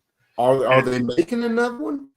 They're making it again, and obviously it's not going to be as prevalent as 30-30, but to me 30-30 is almost an underpowered round. Compared to 35, yes. 35 is a great brush gun, and I just want to say this. I've worked up loads in 35 Remington with a 206 grain flat point cast lead powder coated bullet. Damn, that's a monster. That shoots 5 rounds in one ragged hole at 50 yards. Good God, Jamie. Wow. Real quick, I want to say howdy to Mark out there. Yeah, buddy, I remember you. Glad you found the channel, bud. Also, Warsaw, I had looked away for a minute when you had that picture, that lever action up. So if you want to pull it back up, I'll bring it up to the main screen there so everybody can see that. Yeah, that was a cool my looking mic was on. lever action. Jamie, I can't remember offhand because I haven't shot a 35 forever. But is 35 a rimmed cartridge? No, it's rimless, and it's it's very close to the size of 308 Winchester. Yeah. I know that. I mean, that 35 is an awesome round. It's I couldn't remember whether it was I got a 30 in somewhere. No, that's not that. Oh, Reloader 762 is amazing. Look, he put up that video from forgotten For- weapons. For those who don't know, so that's a 30-30. That's a Hang on a second, Coop. Yeah. Go ahead, bro. Put this lever action back up again here. Yeah, man, hit it. That is sweet, man. That's a Rock Island. Oh yeah. That's from World War One. Believe it or not, that's what the actual Russians were using against the Bolsheviks. Yeah. How And much those- does those that sell for? Y'all Wow. might find it comical. Look at the lot number on that auction. 30-06.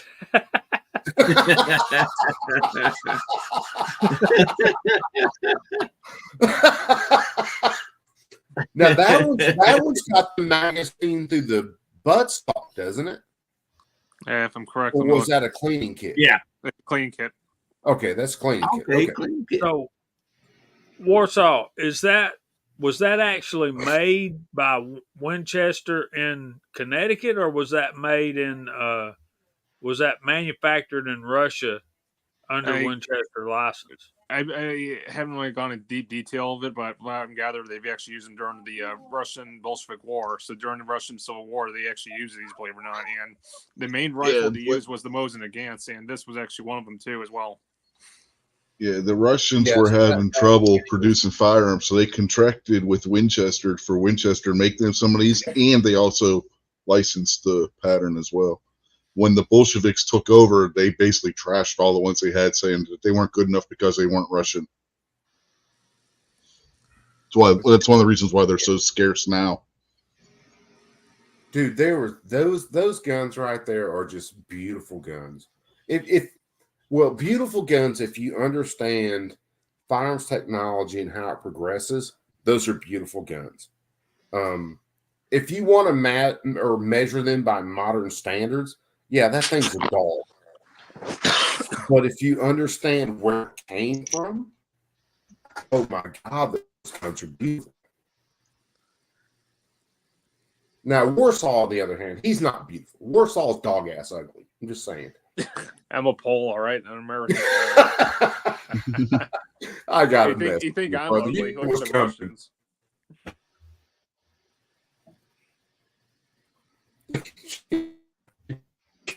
Have to hang out with my Centurion for a while. Matter of fact, Yeah. you guys know who Warsaw? You know who P&E Ralph is? That I don't have top of my head. He was big into the first. I mean, big into building guns when like P&Es came out and everything. Now he's into printing like a mofo, like 3D printing, and does some great stuff. And he posted tonight on damn Twitter. Printers can be really sensitive about humidity. Mhm. And he put a bag over the printer. And I was like, are you treating that like your girlfriends treat you? Or something to that effect. Yep. It was just funny. There's another one. See what I'm showing you, Coop? I see that. It actually feeds through a stripper clip. I didn't realize that. What you got, Laura? How Dude. cool is that? Yeah, you can load sharp, pointy projectiles in that bad boy. Dude, I still want my dad when I was a young kid.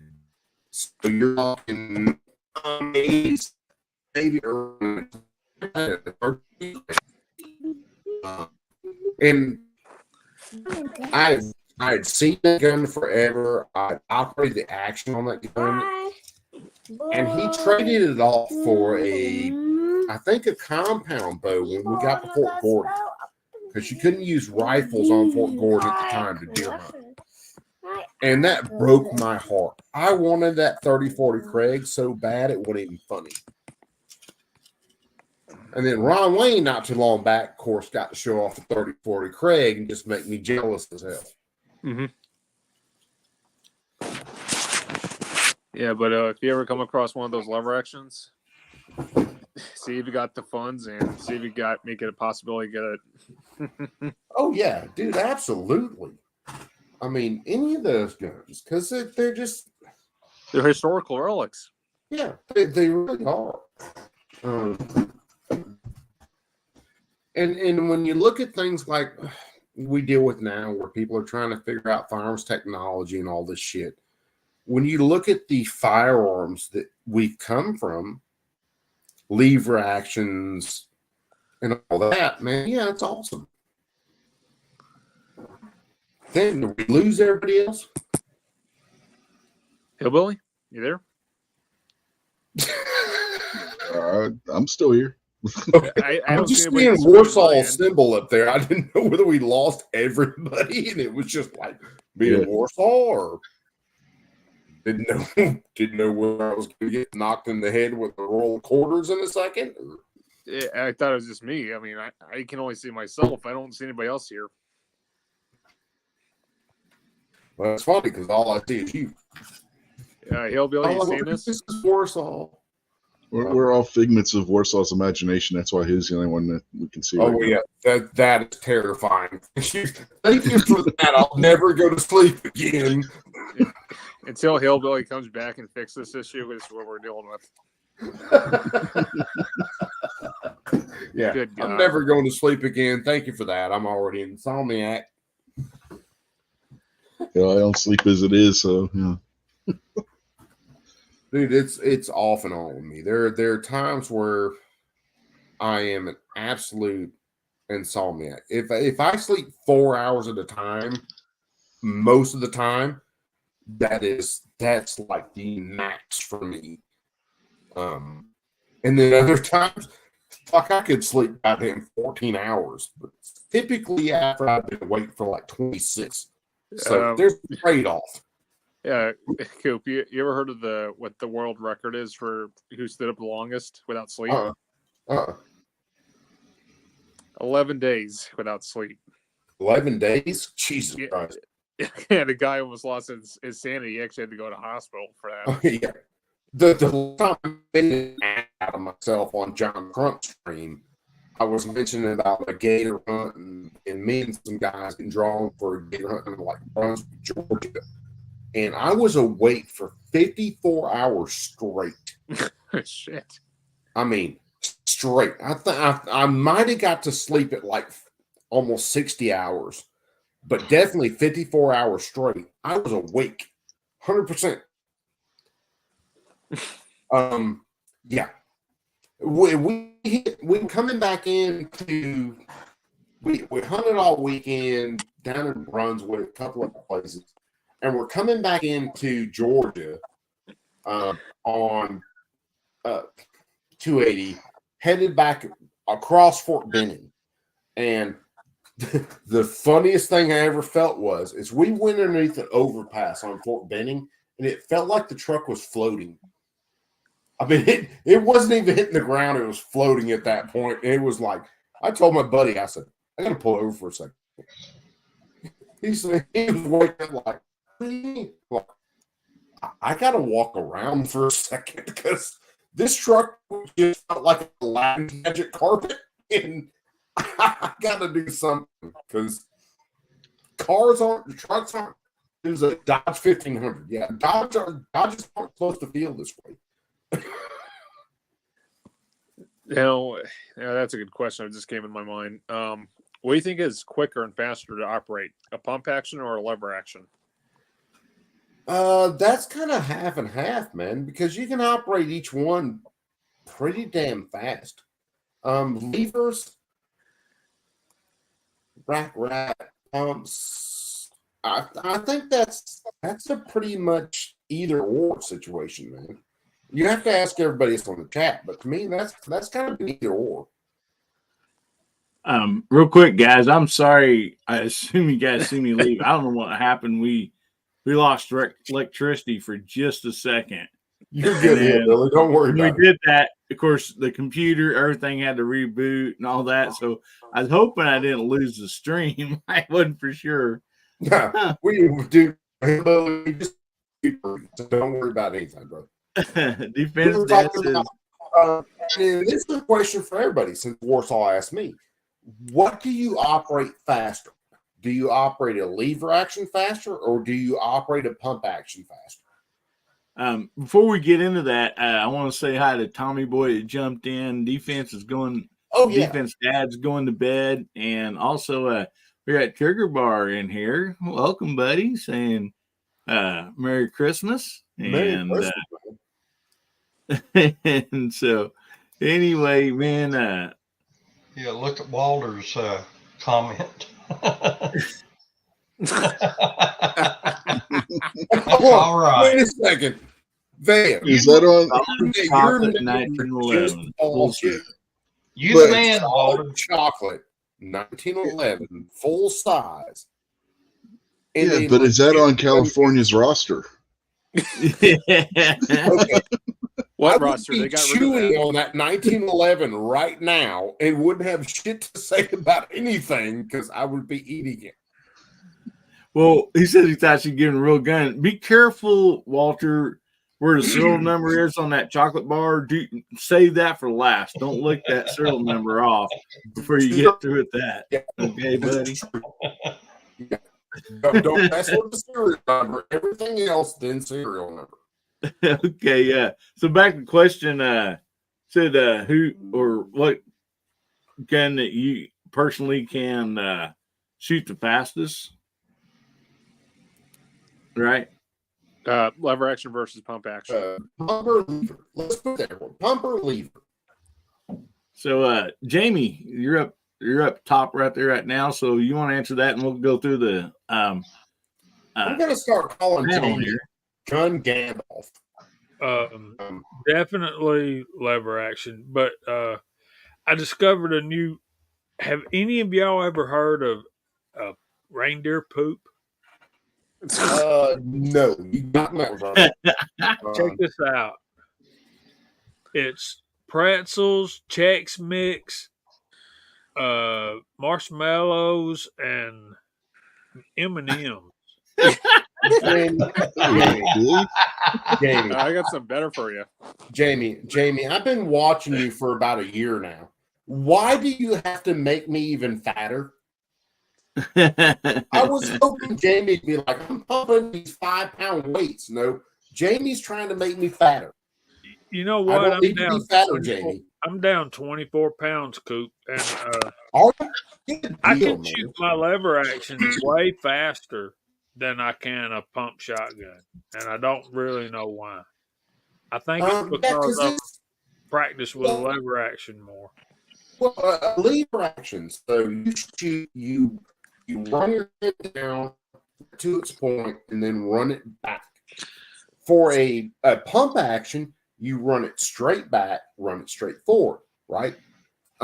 Most of the time when I shoot a pump action, by the time I pull the trigger, I'm already at the rear end and pulling forward to shoot it again. So I'm probably faster with a pump than I am a lever. And I think we all would be if we practiced a little bit. Well, I shoot a lot of shotguns, a lot of them's pump. And, there's a few of them there that's, that will fire just on the pump, Well, yeah, if you got a slam fire, yeah. Slam fire. But I can still get those, with pump shotgun out pretty quick. I think with lever gun, it depends on what caliber. You got a short stroke on your lever, that's going to be way faster, than a longer cartridge. Yeah, if you're shooting a 45-70 lever versus a 30-30, yeah, there's going to be a difference in times. The thing about pump is like I said, so shooting like a 3.5-inch turkey load or 3.5-inch slug out of a pump, when I pull the trigger, I'm automatically trying to compensate for recoil so that hand comes back. And then when I adjust, it's already forward. I'm ready to fire again. With a lever, it's down, kind of that pendulum, and then back, and then I fire again. I think it just depends on what you practice with more at that point, because they're both manual actions. Shoot, what was it? Bolt action. I forgot about bolt actions too. I've seen bolt action shooters that are quick. Actually, what was it? Well- Lee Enfield's from England. Bolt actions can be there, man. They're straight bolt action. And I want one. The son of a bitch is like $1,500 to get a straight pull bolt action. So think of an AR without the gas system, and you have to rack the bolt head turns. You roll the bolt forward, bolt head turns, and you fire. It's I want to say it's a Savage is the one that has it right now. And they've got it in 308. They've got it in 6.5. They've got it in a bunch of heavier calibers. And I want one bad for that straight pull. Now, my wife has a 19 whatever early, it's a Steyr straight pull. Matter of fact, her ammunition that I got her last time I was up in LJ, Georgia, the ammunition I got her has the Nazi swastika stamped on it because it was made in Austria-Hungary at the time when the Nazis went over. It's a straight pull. When you rock that, but you pull it straight back, it disengages. You push it straight forward, it engages to lock the cartridge into battery, and you pow away. It's an amazing system. Where you live, Coop? Dude, I'm in Seal, Alabama. I used to live in Columbus, Georgia, which is south of you, because you're in Georgia, right, Jamie? I am. Yeah, I'm not really far south of you. Where in Alabama? So Seal, Alabama. If you looked at Atlanta, Georgia, okay, and you run 185 to 80 or 85 to 185 and run 185 into Columbus, Georgia, and then you hooked it east from there, not too far, that's Seal, Alabama. That's where I'm at. I'm not far from you. If you go west from Columbus, you're in Phoenix City. Yep. If you go east, you're somewhere else in Georgia. Go west of Phoenix City, and then go south just a little bit, and that's where I'm at. I can be in Phoenix City in like 5 minutes. Okay, so if you're in Atlanta, Georgia, if you look at a map and you draw a straight line from Chattanooga, Tennessee to Atlanta, Georgia, I'm halfway in the middle. Yeah, so you're just north of Marietta. I'm Well, I'm about an hour north. Well, 45 to 50 minutes north of Marietta, Georgia. Yeah. When I went and trained with Warrior Poet, I did 2 days of classes with them. I was up in Dalton, Georgia. You aren't too far from Dalton, Georgia.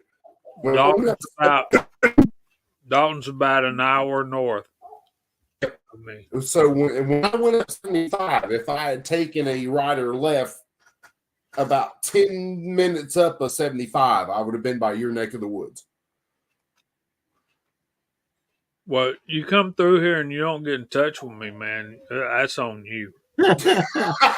Dude, Jamie, next time I come through, because I got with P30 at Wilbur when I went to go up to War Poet Society to do 2 days of training.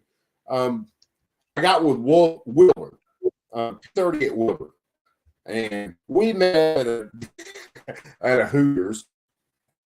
I'm not meeting you at a Hooters, brother. I'm just not. Dude, I'll meet you at the church. It doesn't matter to me. But me and him met up at the Hooters, and this was the funny thing.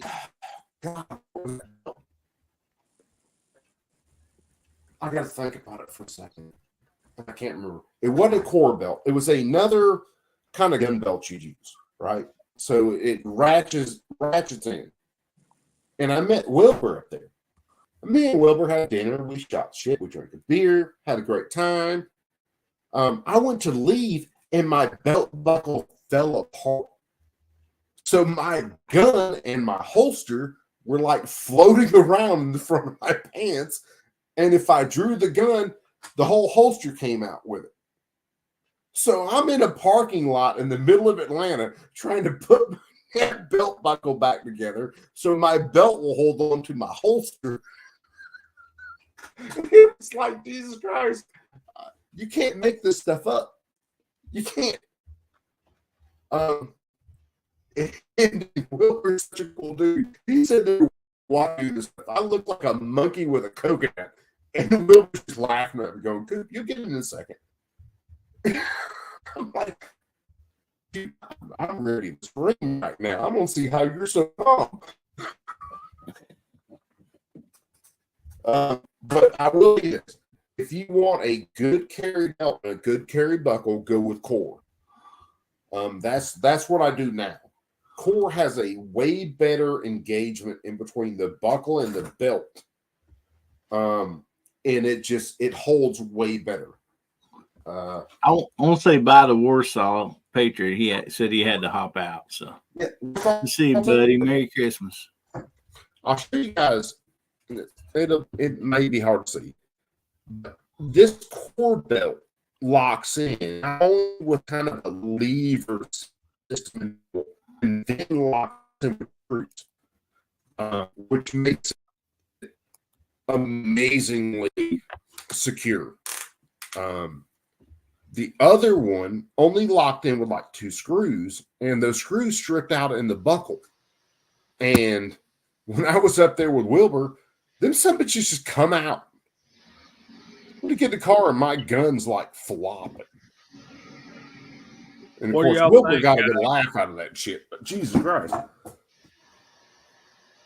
Should I try this reindeer poop? I Jamie. good. You can pass it over to me. I'll try it. I'll try anything you want. That's a case of diabetes waiting to happen. Yeah. If you want to Jamie- take the risk, Jamie. Go ahead Yeah, and throw you a shot of insulin in there and go and eat it. I mean, It's got that Nice, Chex right. Mix in there. That's good for you. Check Yeah, that's cereal, right? Yeah. yeah, Chex Mix is It's good. the For you. marshmallows that make me gag a maggot, man. Oh, dude, yeah, I am not a marshmallow fan. But No, the only thing marshmallows are good for is in hot chocolate. Amen, brother. I don't even Tommy like Boy it. says yes. Like, he's like watching this. Go ahead. He won't eat it. He hates everything. Hey, Mikey, he likes it. Life cereal. Life cereal. Yep, life cereal. Mikey, he'll eat anything. Give it to Mikey. Mike, they did a commercial with Mikey's daughter.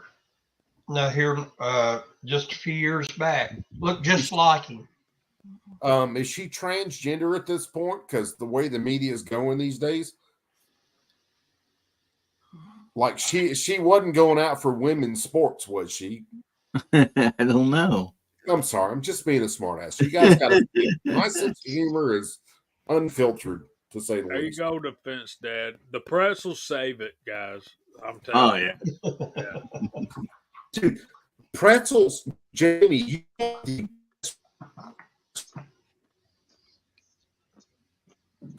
You got to go all the way to Germany mid-fall, and they have the homemade or the not homemade pretzels, but these big pretzels, and they put what you call Crowder butter on them, and you can throw meat on them, and they are, oh my god, amazing. I would eat the tires off of my truck if they tasted like that, and I wouldn't even be apologetic over it. I would just have to get run over, and I'd be like, oh, no, it tastes like that. I like personally. I like those big old soft, kind of they're almost soft, warm pretzels. And yeah, Yeah, that's the way those are. And granted, I haven't had one since I was a kid in like 1992. But in Heidelberg, Germany, of course, we go downtown to Heidelberg, and they've got those big pretzels. They slice them across, and you can get them just as the pretzel themselves, or you can get them with Crowder butter. You can get them with, it's almost like a pepperoni on them, and a couple other things. And good God, if you bent over those, you don't like food. And I'm a kid and I like food. I need a concrete bench. Because those are amazing. They got the really chewy, kind of crunchy outside, the really chewy inside, the big coarse salt on the outside. Oh my God. Jamie, Tommy Boy says you must have liked it seeing you licking your fingers, so must have been. You can call me Mikey. So, is anybody that's been to Germany, is the beer really as good as they claim? Absolutely. All day. No questions asked. All day. I want to welcome Mike Wyatt in here too. Hey, Hey, Mike. bud. Merry Christmas. Okay, so beer in Germany, they have a set of kind of rules that they have to follow to what they use in the beer and how the beer is brewed. Whether it is a Pilsner, whether it's a stout, you name it. If you look at like German beer and purity stuff, it is amazing. If you love a Pilsner, I bought a 6-pack last night. It's probably one of the best Pilsner I've tried. And it was, oh God.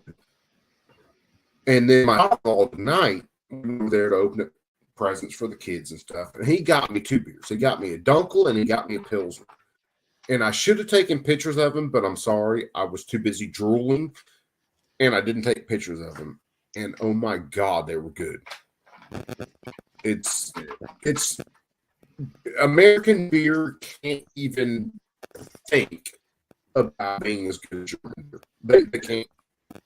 If you want to see what German beer's like while staying in the U.S., go to Busch Gardens in Williamsburg, hit the Germantown, go to the beer house. All they serve is German imports.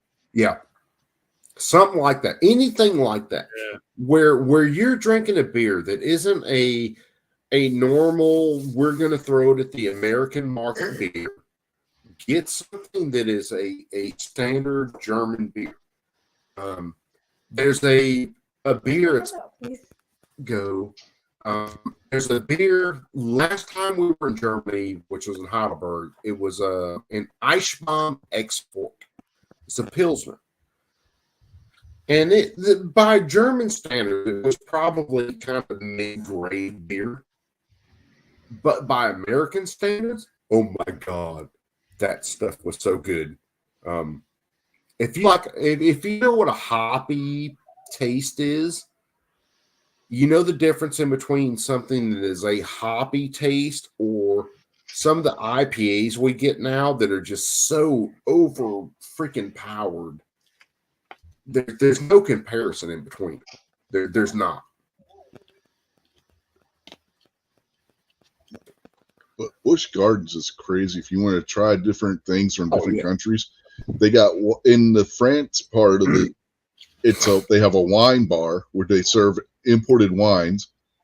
The Irish section, you got an Irish pub where they serve Irish whiskeys and Guinness and stuff like that. Oh, yeah.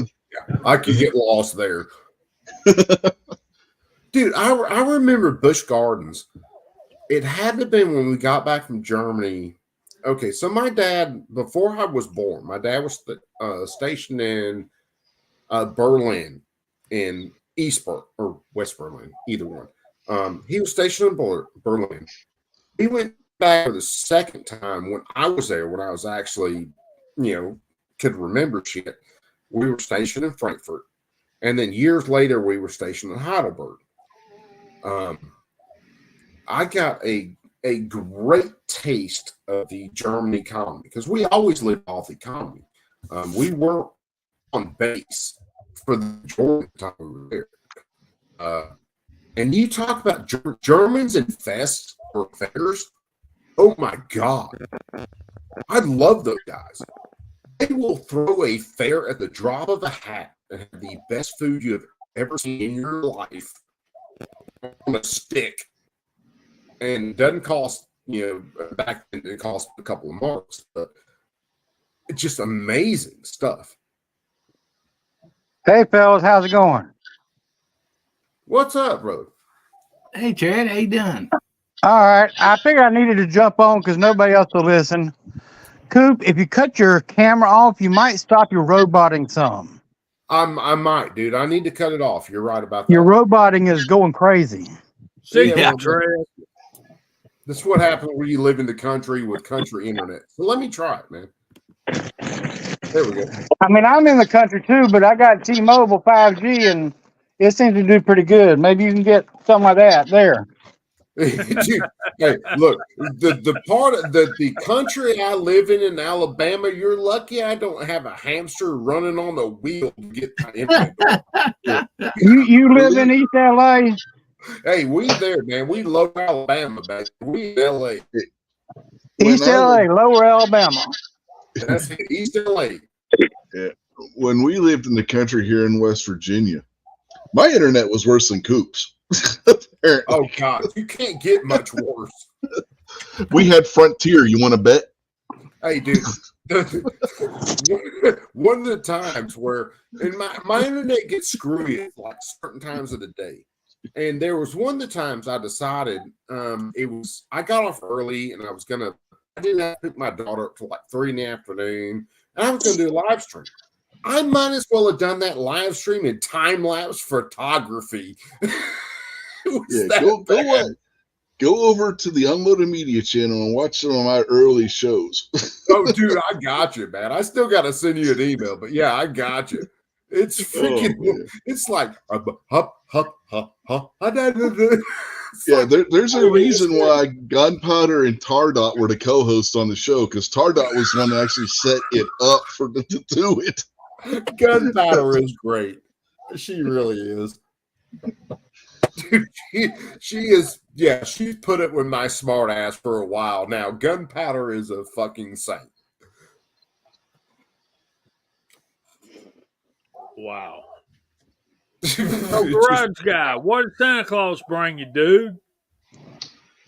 Well, Look at that.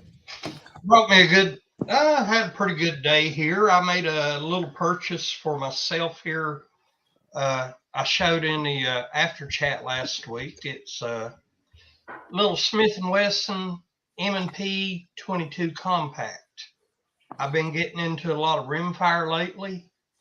And my big thing over the past few years has been Ruger rimfire.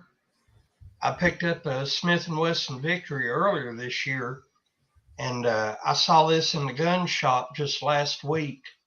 And I figured, well, heck, why not give it a try? That Victory's been a good one. Checked out the reviews on it. They were all pretty positive. So I got one of those for myself. Hope to have the video up on it here right before New Year's. I like those M&P Victories. I meant those Smith & Wesson Victories. I got the Victory with the threaded barrel on it in case I want to put a compensator on it. But the sights on it, my God, they glow such a bright green, fiber optic. Yeah. And you can look at it and it's like it's reflecting right back at you. I was really impressed with those sights. Very accurate. I got a Beretta APX over there with the little M&P Compact 22. It's kind of like the Ruger SR22, except it's striker fired. The Ruger's hammer fired. So I got one of them Berettas that's got night sights, but I won't pick it up because I want Hillbilly to stay on the air. Tread, how you doing, brother? Long time no see, man. It's been a little while. We've been making it one day at a time. Tread, what is happening, brother? SSDD. Yeah, same shit, different day. But yeah, What'd you get for Christmas there, Jamie?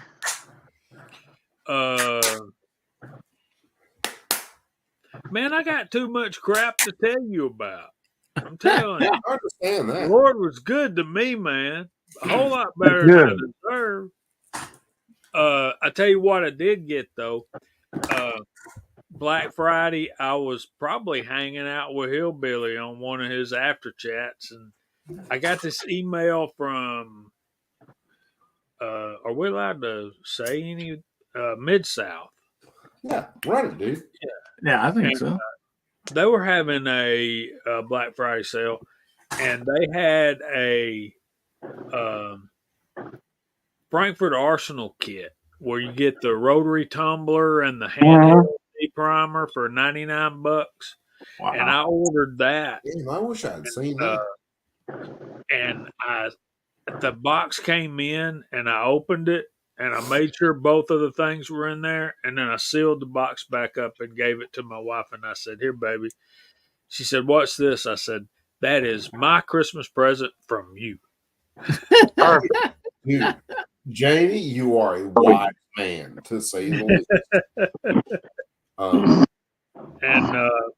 So, guys, love your wives. That's your commandment from God. Absolutely. And do all you can for her. And I know they aggravate the absolute crap out of you sometimes, but you'll be rewarded for loving your wife. I just wish mine, after 10 years, would realize that she married an asshole, and she's going to get an asshole answer to stuff sometimes. Yep, my wife hasn't learned that either, and we've been together for longer than that. Yeah, I mean, Trust me, Coop. She knows. just let me live through that particular day, okay? You can kill me later. Just let me roll with it. The worst part is I'm rubbing off on our son, and he's starting to do the same thing to her. Oh, dear Lord. Mine so she gets it from both him and me at the same time. Here's the perfect example. So I bought my son this racetrack with 2 cars. It's this big like infinity figure eight, and you put these cars on the charger, and it ramps the wheels up, and they run like mad. And then you drop them on the track, and they go. And then my wife was like, "Move, B, get out the way." Only she said the B. And then my 4-year-old son was sitting there playing with his cars, was like, "Move, get out the way." And he said the whole word. And I'm looking at my wife going, "Really?" Trent, I got this from the YouTube guys. Where'd you get your? Well, I can't see you. I got. Oh no, it's Arkin. Good deal, man. What you got? First poker pain. You gonna put that on AR or what? Yeah. I'm gonna put it on my 350 Legend AR. Yeah. How about that'd be perfect for it. I think so. I mean, it's awesome, guys. I was looking at the reticle earlier, and it's like when you're up on 8 power, you've got this thing with a dot, and then all of these, little marks down there. Yeah, Christmas tree, stuff like that. A semi Christmas tree, not a real full life Christmas tree. But when you go down to 1 power, like when you get to like 3, there's this big old honking circle that comes into view that on 8 you don't even know it's there.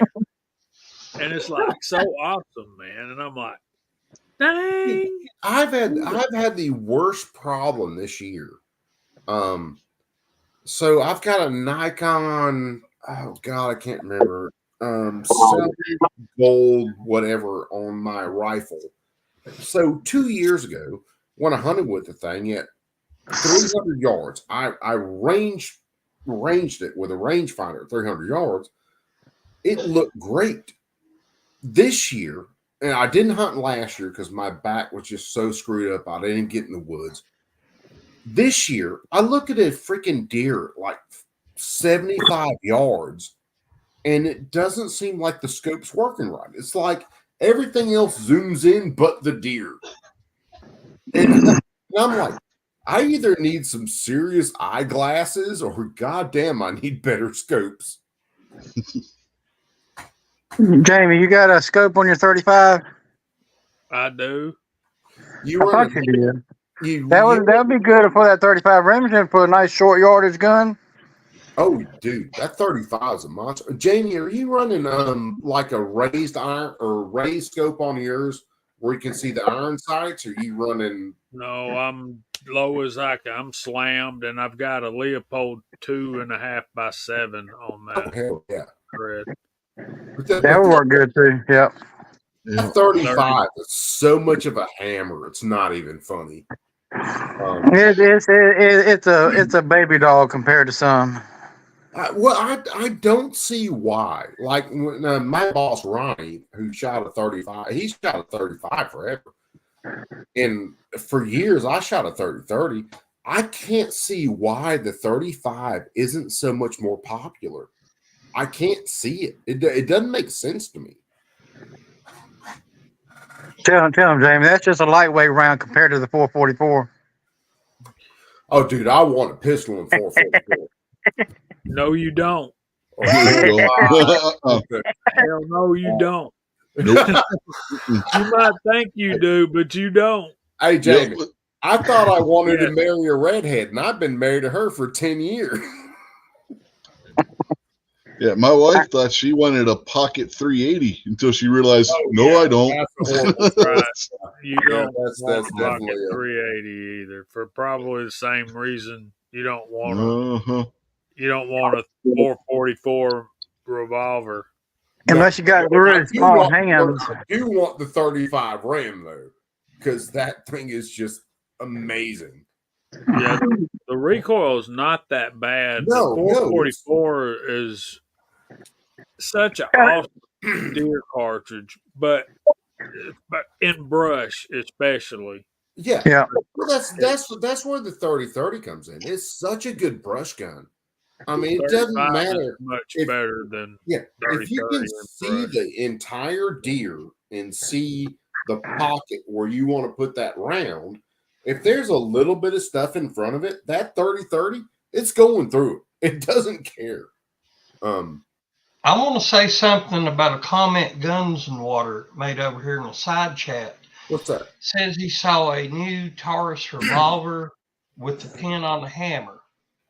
I'm pretty sure that's the new What? Rossi. I know Taurus owns Rossi, but Does Yeah. Taurus own Rossi now? yeah, they've owned them for years. But Yeah. Okay. Rossi has come out lately with the, I believe it's Model 63 revolver, and they do have the replaceable firing pins on the hammer. They're pretty too, ain't they? I didn't realize Ross was still in business. Yeah, they just started making the handguns again, the revolvers here this past year. Mhm. Yeah, dude, Rossi's it's- making 30-30s now with the on the Marlin blueprint. And my boss they're showed getting me. $1,000 for them things. Yeah, my boss showed me a Rossi. Had to been about 6 months ago because it was before deer season kicked in. It was before, I think, before we hit the semester. And he showed me a Rossi that he had, and that thing was slick, man. The action was smooth, trigger was good. Mhm. I couldn't argue with the gun at all. It was smoother than my Marlin that I've had for years. I'd like to have one of those Rossi little double barrel stagecoach guns. Yeah. Yeah. Yeah, like 20 gauge, something like that, 20 or 410. My See it, but I got an ATI road agent and 12 gauge right down there, 28 barrels. Any of you guys ever fire an old school coach gun in 8 gauge? No. Oh, hell no. No. I don't know. I where they have. You want to talk about recoil? I have no use in an 8 gauge. No. I remember my uncle, and it's been, oh God, I was early teens at the time. He had a 10 gauge, fucking 1100, and we were just out. We were just shooting whatever at the time. We were shooting 22s, whatever, and he took that goddamn 10 gauge 1100 and blew the side off of a tree. And I watched because he was 6 foot. Probably 6'4" at the time, and probably 220 at least. And I watched his shoulder kick back, and I went, Yeah, I'm 5'8", and I might be a $125 at that time. I don't want to shoot that. Yeah. The hardest kicking gun I've ever shot in my life was the Ithaca 10 gauge double barrel, and yeah. shot both barrels at the same time. Yeah, if you did that, I was, yeah. I was about 19, 20 years old. Thought I was just, tough as can be. I learned my lesson really bad. My stepfather had the most brutal 12 gauge I've ever shot in my life. I forget what brand it was, but it was an old single shot, and that thing felt like you were shooting a 10 gauge when you pulled the trigger. Dude, I did. It was last year. Actually, it's year before last when my aunt and uncle brought the guns down here. I had a pump action Remington or pump action Mossberg, a single shot. Oh God, what was that shotgun?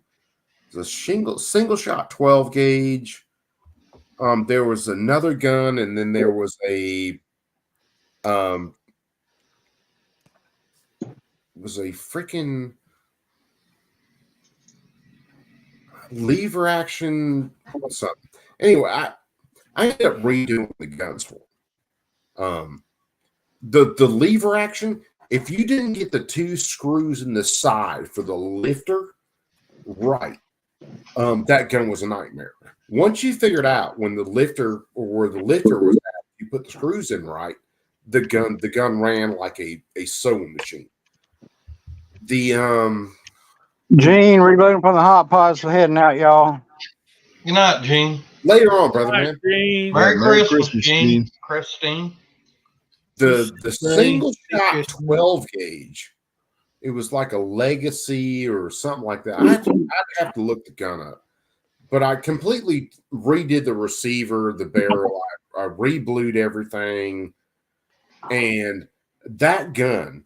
There's nothing in there to mitigate recoil at all. Nope. So if you throw a 3-inch in there, you're eating every bit of that 3-inch. There's nothing in there to protect you. Yeah. The worst part about the one my stepfather has, it was a full choke too, which made it even that much worse. That gun I fixed, it was my aunt's husband's gun. And it was an old goose gun they used in Arkansas for shooting geese. And it's a full choke, like a 28-inch barrel. Mm-hmm. I mean, it's a goose gun. And yeah, that joker, it's going to let you know you shoot it. No matter what you shoot out of it, it's going to let you know it was there. Yeah, my mother was always like, somebody comes in this house, I'm going to have this shotgun, and they're going to die, and they're going to run away scared. This little lady, I was like, I said, no, you're going to pull that trigger, and you're going to fall on your ass, and they're going to laugh at you. Oh yeah. No, I will tell you this, because it's another funny story back in my history. It wasn't my mom's. I think it may have been one of my mom's aunts. Her husband died, and one of his brothers came over there to get her stuff. So this is in the 30s, 35-ish, mid-30s, and he thought he was going to be a whatever and going to take everything in the house because it was his brother that died. However, she decided to go against the program, and she pulled like a Colt naval revolver on that dude, fully locked and loaded. It was like, you step 1 foot in this yard, you ain't making it no further. Yeah. Now the other gun that had, and it didn't really, like, the kick was pretty good, but it's just so dang hard to hold. My dad had the Marlin 55. Yeah. 55 12 gauge goose gun. It had a 36-inch barrel. Oh, so he had to take the barrel off the gun to put it in the gun case, in the gun cabinet. Yeah. Because it wouldn't fit. I mean, when you get it, this is where people realize the difference in between guns that we deal with on an average for like self-defense or something like that, or guns we deal with for bird hunting, goose hunting, you're dealing with 20-inch barrels, 30-something-inch barrels. Yeah, dude, it's crazy. Yeah. I was always telling my mother she'd be better off grabbing my stepfather's 30-30 than she would that damn shotgun.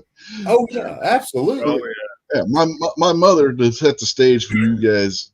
I mean, none of you guys know my mother, but well, you might. She gets around, but I met her in a bar the other night. yeah, maybe if you ever been to Pittsburgh, you might have. We don't know her in a biblical sense. That's one of those. My mom would kick your ass, and my mom pretty well would kick your ass. Yeah, I mean, talk about her if you want to. Yeah, my mother's all of 5'4", and she was like 110 pounds. Yeah, she would not have been, and she never went shooting. Let me put that on there too. Whenever we would go out shooting, she would stay home. She didn't want to go. Dude, my mom, she's probably what 5'6", somewhere around there through the years. Because fuck me running, I'm getting old now these days, and my shit is all over the map. But she was probably 5'6" and running 140 pounds. She could take a 357 and take a dime at about 20 yards and drive it into a tree. And it wasn't just me saying, it's my uncles that are her brothers that knew her going, yeah, dude, we don't want to do it because she's a monster. Don't do it. Yeah. And then I still smarted off to her as a kid and still got my ass beat. So apparently that makes me a moron. Yeah, probably. My son's got to watch himself. I mean, he might be in his 20s, but my wife, to put it in perspective, my wife's favorite gun is my Smith & Wesson 627. What's a 627? Is it a revolver? An 8-shot end-frame 357 Magnum. Okay, I got you. Yeah, I got you. In stainless. Yes, in stainless. With a half underlug. Not the full underlug, but a half underlug. It depends on which barrel length you have. Well, yeah. Because those guns have always been and I love like revolvers. I love old school guns, but I also love all the guns that we have now, the semi-autos. I just love the mechanisms, and that messes a lot of people up because I don't care when it was invented. I'd like the mechanical operation of it. And that really messes some people up because the vast majority of the American people, and this is serious, they don't understand how firearms operate. They don't understand how firearms work. And it's like, well, this is semi-automatic. It should be. No, dummy. Those semi-automatics were available like 100 years ago. So do I think they should be illegal now? No, I don't. What's a semi-automatic?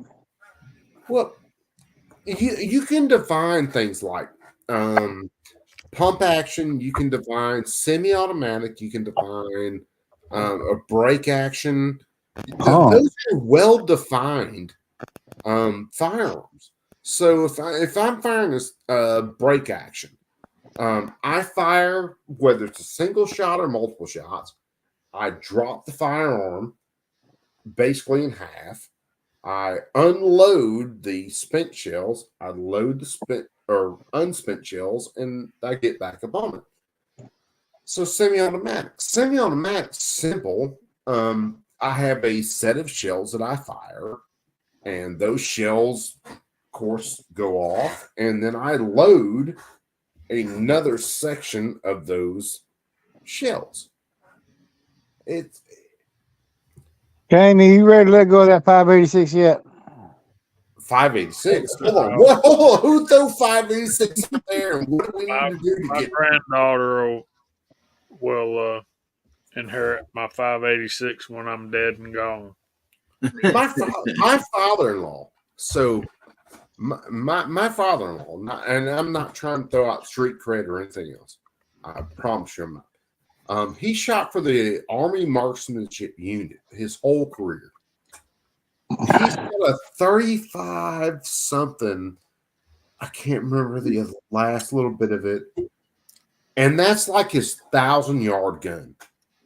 And I am trying to get to him to reload some stuff so we can go shoot it. Me and my wife have been married 10 years. He won't do it. My father-in-law sucks. He officially sucks. After 5 years, he might have sucked. After 8 years, it kind of then sucked. After 10 years, nope, he just sucks. So I thought we were talking about the hardest recoiling gun we'd ever shot. Let me say this. I've shot Tread's 444 Marlin, and it kicks like a mule.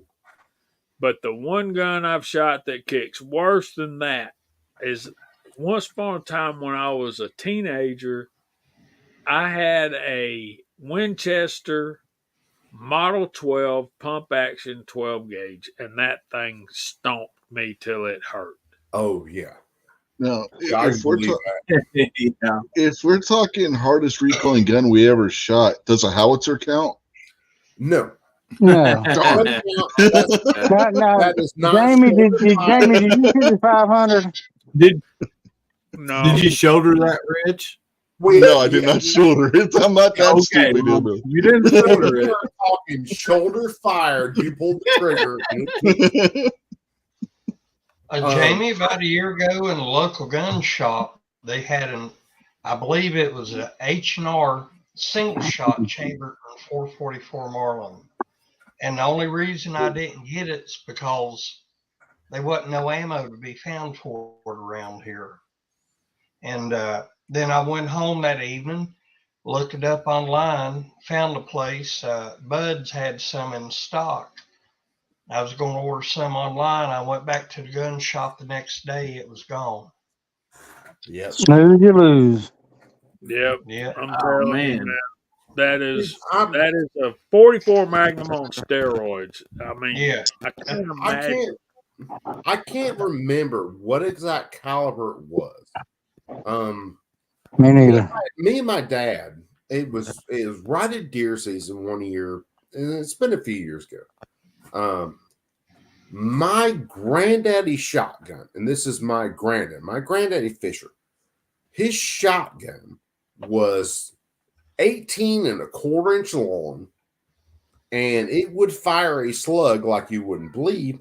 However, over the years of my granddad using that gun, the lifter wasn't functioning right. So you might fire the first round and then go to rack and the next round wasn't there. And me and my dad were out on Fort Benning at the time. And I think what did I do? I sighted in my 270, got that hidden.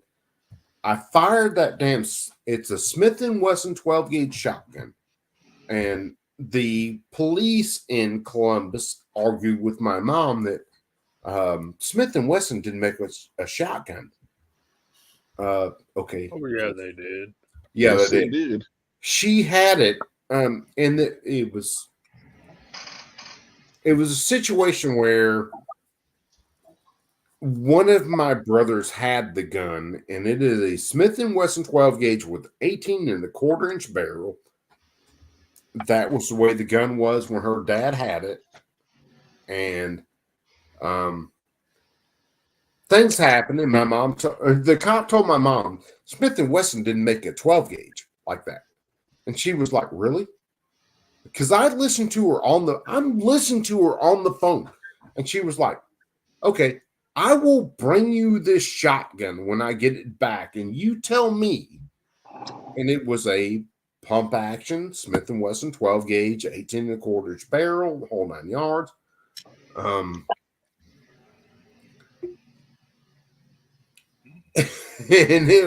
I watched that at the time because I'm sitting back, and this is when cell phones first started to get kind of a big thing. It wasn't just landlines anymore, and I literally watched that conversation. I was like, yeah, you're a cop in Columbus. You don't want to meet that little gray-haired woman because she's fixing to show your ass up. Needless to say, after everything was said and done, the cops didn't want to meet with the little gray-haired woman to prove that they were completely wrong about everything they did. It was like Hardest hitting gun I ever shot was a 500 Smith and Wesson. That is a hands gun. Dude, that 500 460 is just as bad. In some cases, I think the 460 is a little bit worse. They say. Yeah, I've shot. We know. Has anybody on here ever tried the 480 Ruger? I haven't. No, I haven't. No. You got one? I was shot, regular 44. I've shot 44 mag. I've shot 45 mag. I've shot. Cool. How about that garage guy talk for a second? Huh? How about that garage guy talk for a second? Hey, you're running.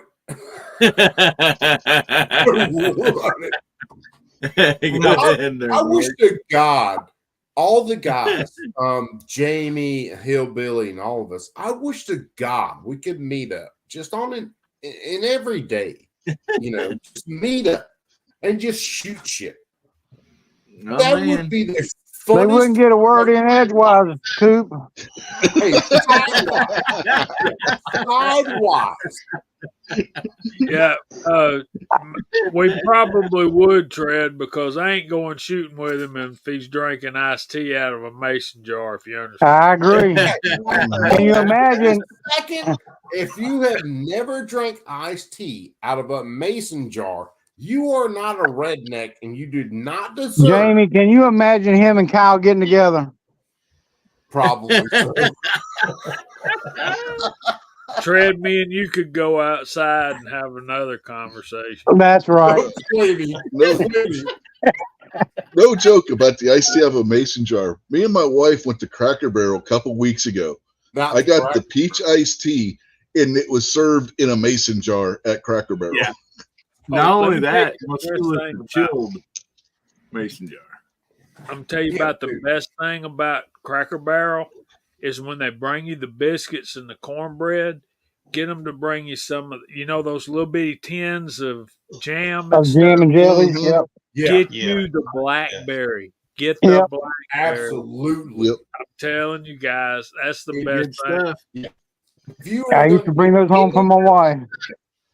If you were going to do anything on a biscuit Cracker Barrel, okay, I like butter. Butter. Just plain butter. Straight butter is my thing. But if you're going to do anything else, the blackberry, oh my God.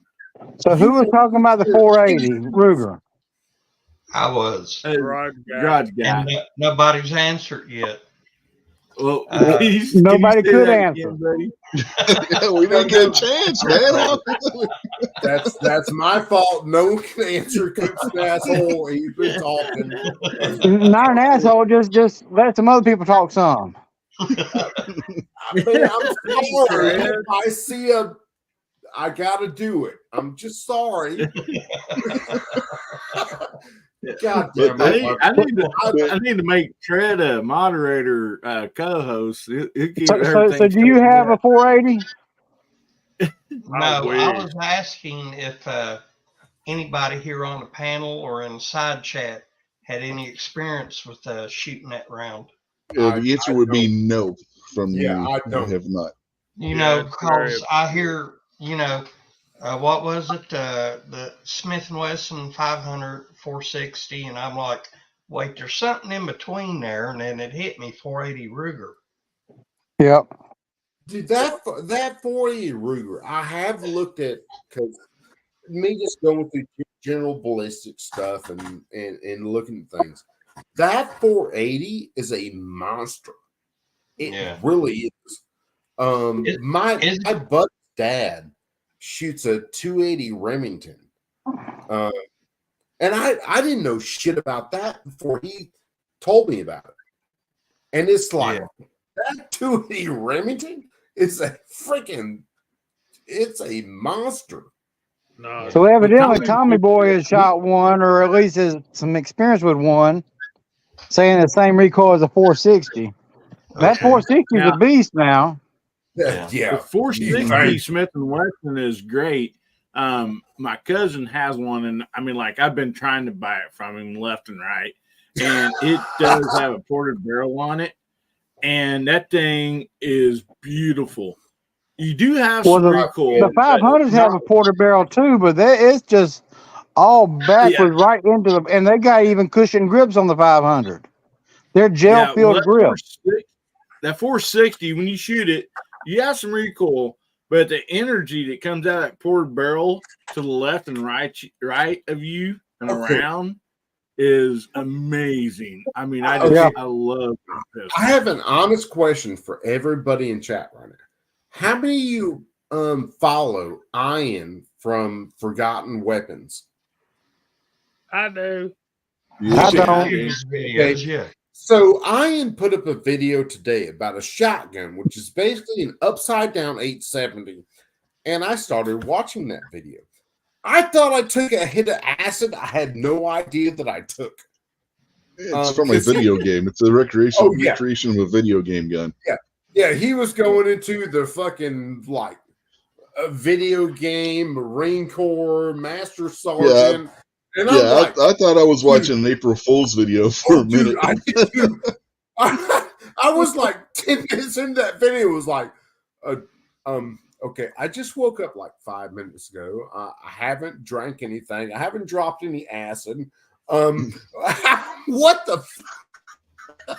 Yeah, it was great. Oh, it's freaking hysterical. Well, he did a video a few years back, if I remember correctly, about a shotgun called the Street Sweeper. I found really interesting. Yes. Yep. Yeah. That piece of junk, but interesting. Yeah. Yeah. Oh yeah. It's that Street Sweeper, which it got outlawed in the 80s, is a complete piece of shit.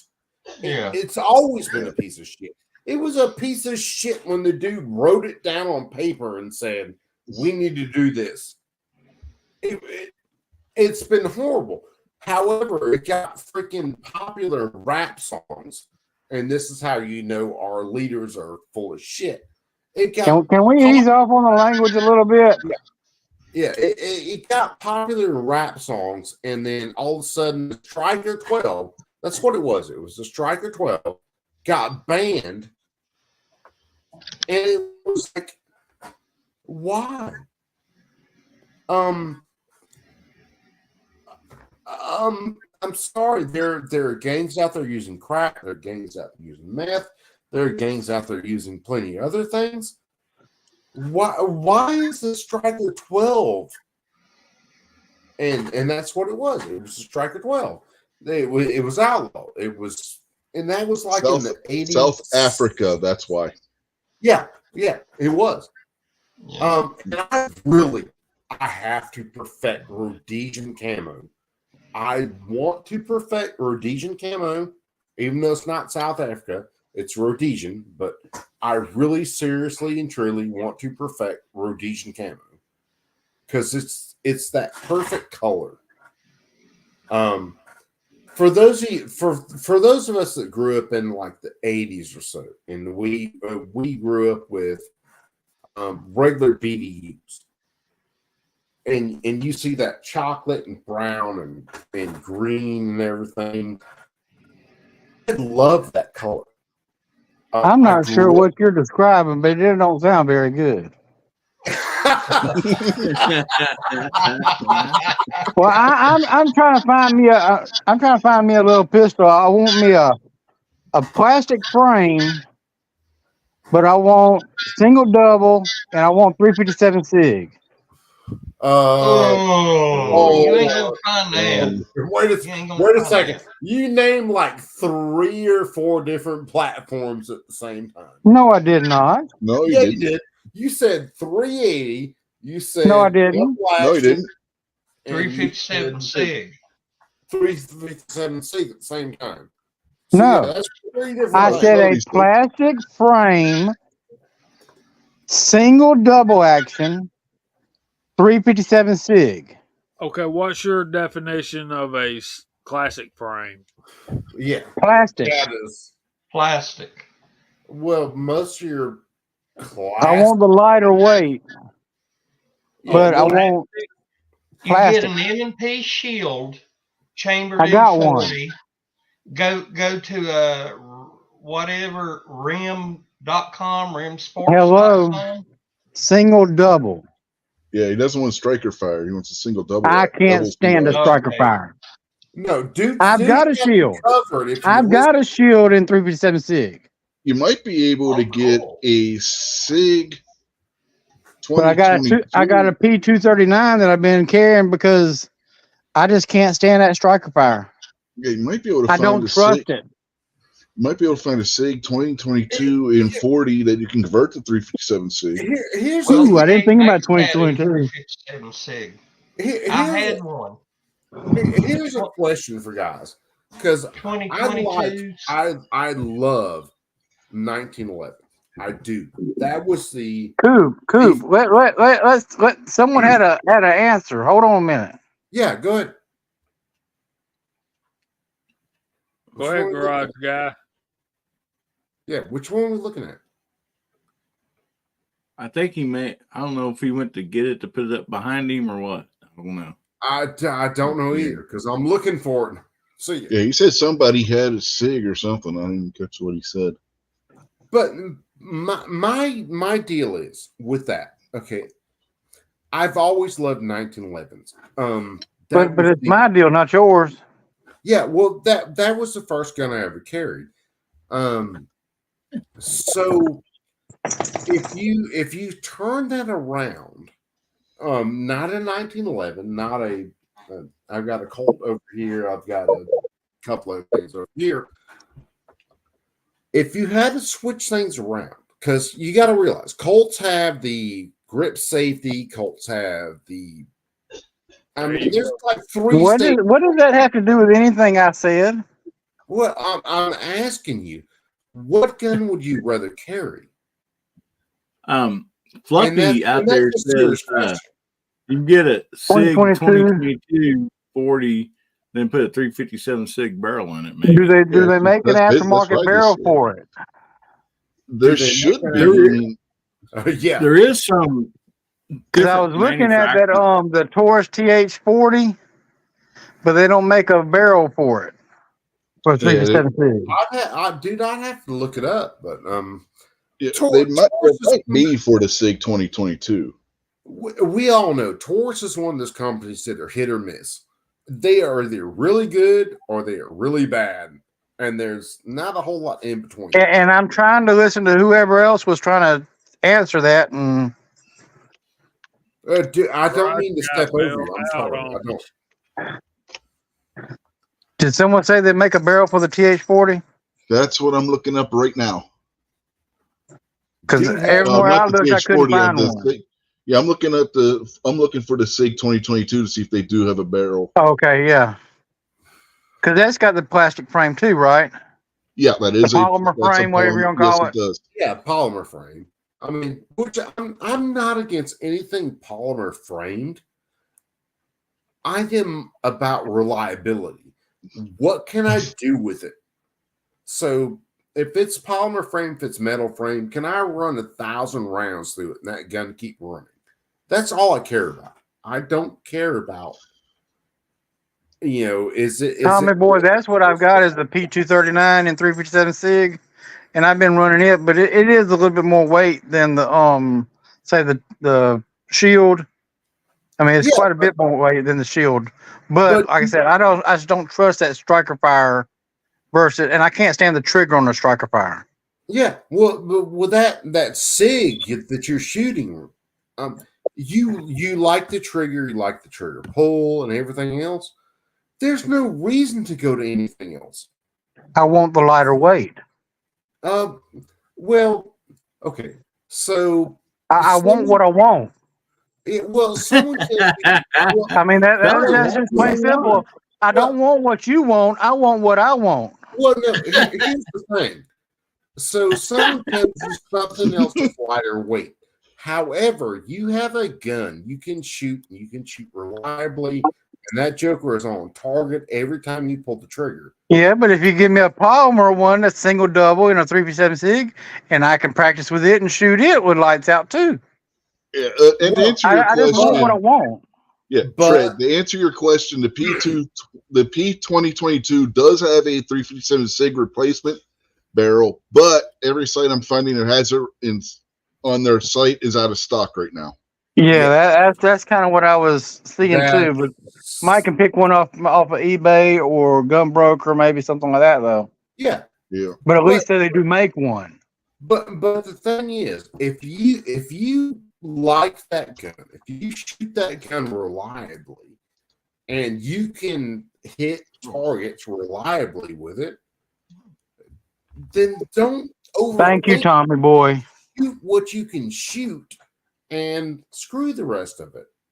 It doesn't matter what the best YouTuber says about this site is the best thing. I never asked what the best YouTuber asked about nothing.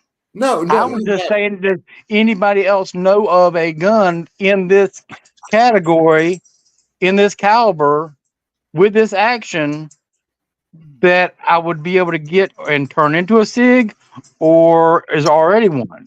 Dude, I don't care about what YouTube says. I've never been one to care what YouTube says. Yeah, you might also be able to find a surplus HK VP9 or no, the I can't think of the name of it now. US, no, the P2000, the P2000. They made those for the Secret Service and customs immigration so bulky, in 357 SIG. You might be able to find one of them surplus. Those things are so bulky though. Well, they got the compact one too. So do they? The compact one's smaller, yeah.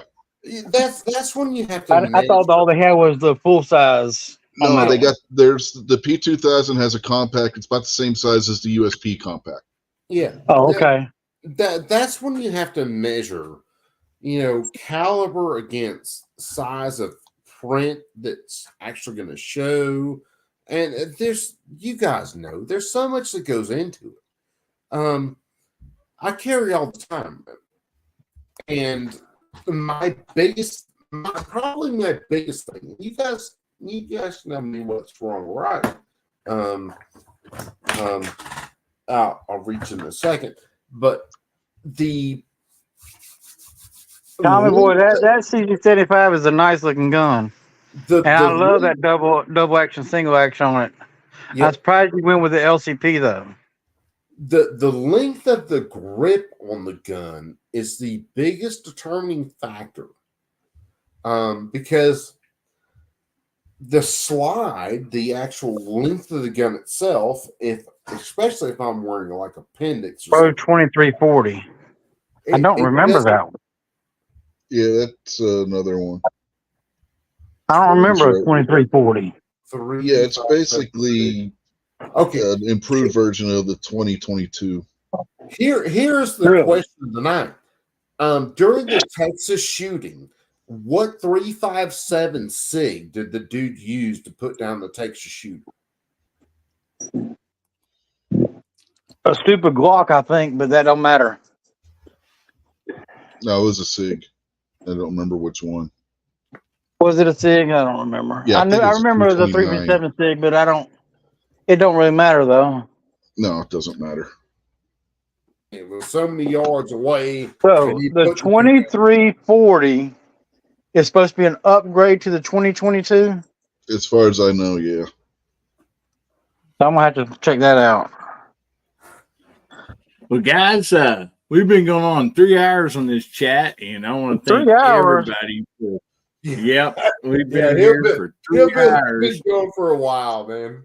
And so Oh, well, anyway, hold on. What do we got? We got 3 hours, 5 minutes, and 14 seconds. Just yeah. for this. And so, like all good things, must come to an end. But, yeah. And I just want to thank everybody in the side chat for showing up. And, it's been a great time. Yeah, maybe it was Guns and Water. Oh, sorry. And, sorry, Hillbilly.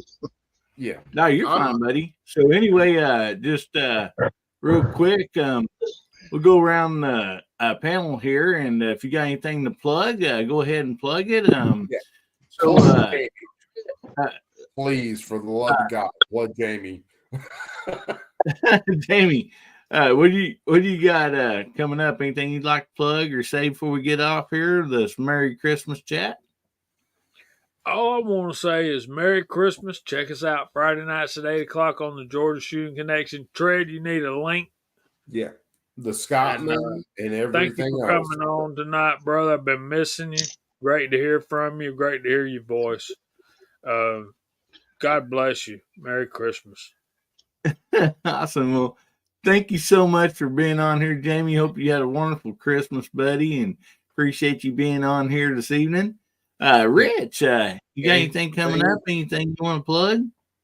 Jamie, I don't got nothing coming up for a couple of weeks, and we'll be getting back to doing the show regular on I believe it's the 8th of January. And then I got the craft holster video. I finally will be getting that out sometime around that same time frame for the P10C with the threaded barrel. So we'll have that coming out. But other than that, no, not really. And I've been in contact with Mark with a C about what I want on Jamie's show on Friday. And to his point about taking care of your wives, I'm actually getting her a sling for her Ruger American Go Wild and 450 Bushmaster from him. Which brand sling are you getting? And then this is an honest question. It's a custom, Coop. Okay. Okay. I got you. Awesome, Rich. Well, man, thank you so much for being on here this evening. Appreciate you very much. And you guys go out and check out Jamie's channel, JH586, and Rich's channel, and then we'll drop on down to you, Coop, buddy. You got anything coming up? Anything you want to shout out or anything before we get off here? I honestly don't have a whole lot of things like coming up, some big stuff. Much less, of course, I'm going to be in you guys' chat and shooting the shit, and I'm going to be a complete moron like I always am. It's just it's the way I run, man. I'm sorry. There's no fixing me. I'm going to say stupid stuff. I'm going to do stupid You're stuff. fine, brother. But the biggest thing is you guys. I can't really quantify how much good stuff and how much positive energy you guys put into what we all love, which is Second Amendment, guns, reloading, you name it. I can't quantify that stuff. Me, I can quantify. I'm an asshole. I'm always going to be an asshole. There's no lie about it. I'm there.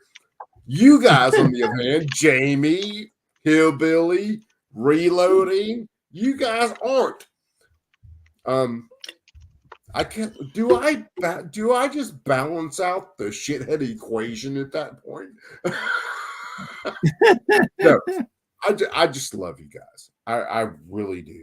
You guys are absolutely amazing. And you may not see me, Jamie, and some other guys. You may not see me basically in the chat.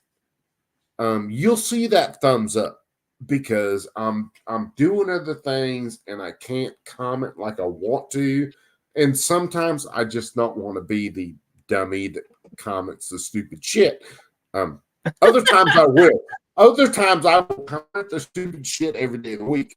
But other times I'm like, this is Jamie, this is Georgia trapping, this is and I just love you guys. you guys are so much the base of what society should be.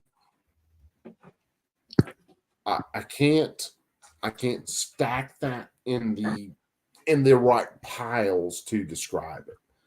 But I can say all of you guys are the best men. Not perfect men, but you are the best men that I've ever known. And I will say that. Great community, no doubt about that, Absolutely, brother. Absolutely. Well, we sure appreciate you being on this evening, buddy, and go check out Coop C&T Designs. No, don't do that. Coop is like VD. You don't want to get C&T. Don't get C&T. It's like VD. Don't do it. Well, appreciate you, brother, and Merry Christmas to you. Yeah, Billy, I love you. Love you too, buddy. So, Tread, anything you want to plug or shout out, buddy? No, not really. I just want to say Merry Christmas to everybody. Happy holidays. Please keep Christ in the Christmas. And like Jamie said, love your wives. Love your family. You never know how long they're going to be with you. And I take that to heart right now. So enjoy your family while they're here and let them know that.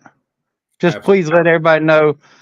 If you haven't told your wife or your kids you love them, tell them you love them. So does telling my wife I would drown her on, I mean, that doesn't count, does it? Trust me. Tell your wife you love her.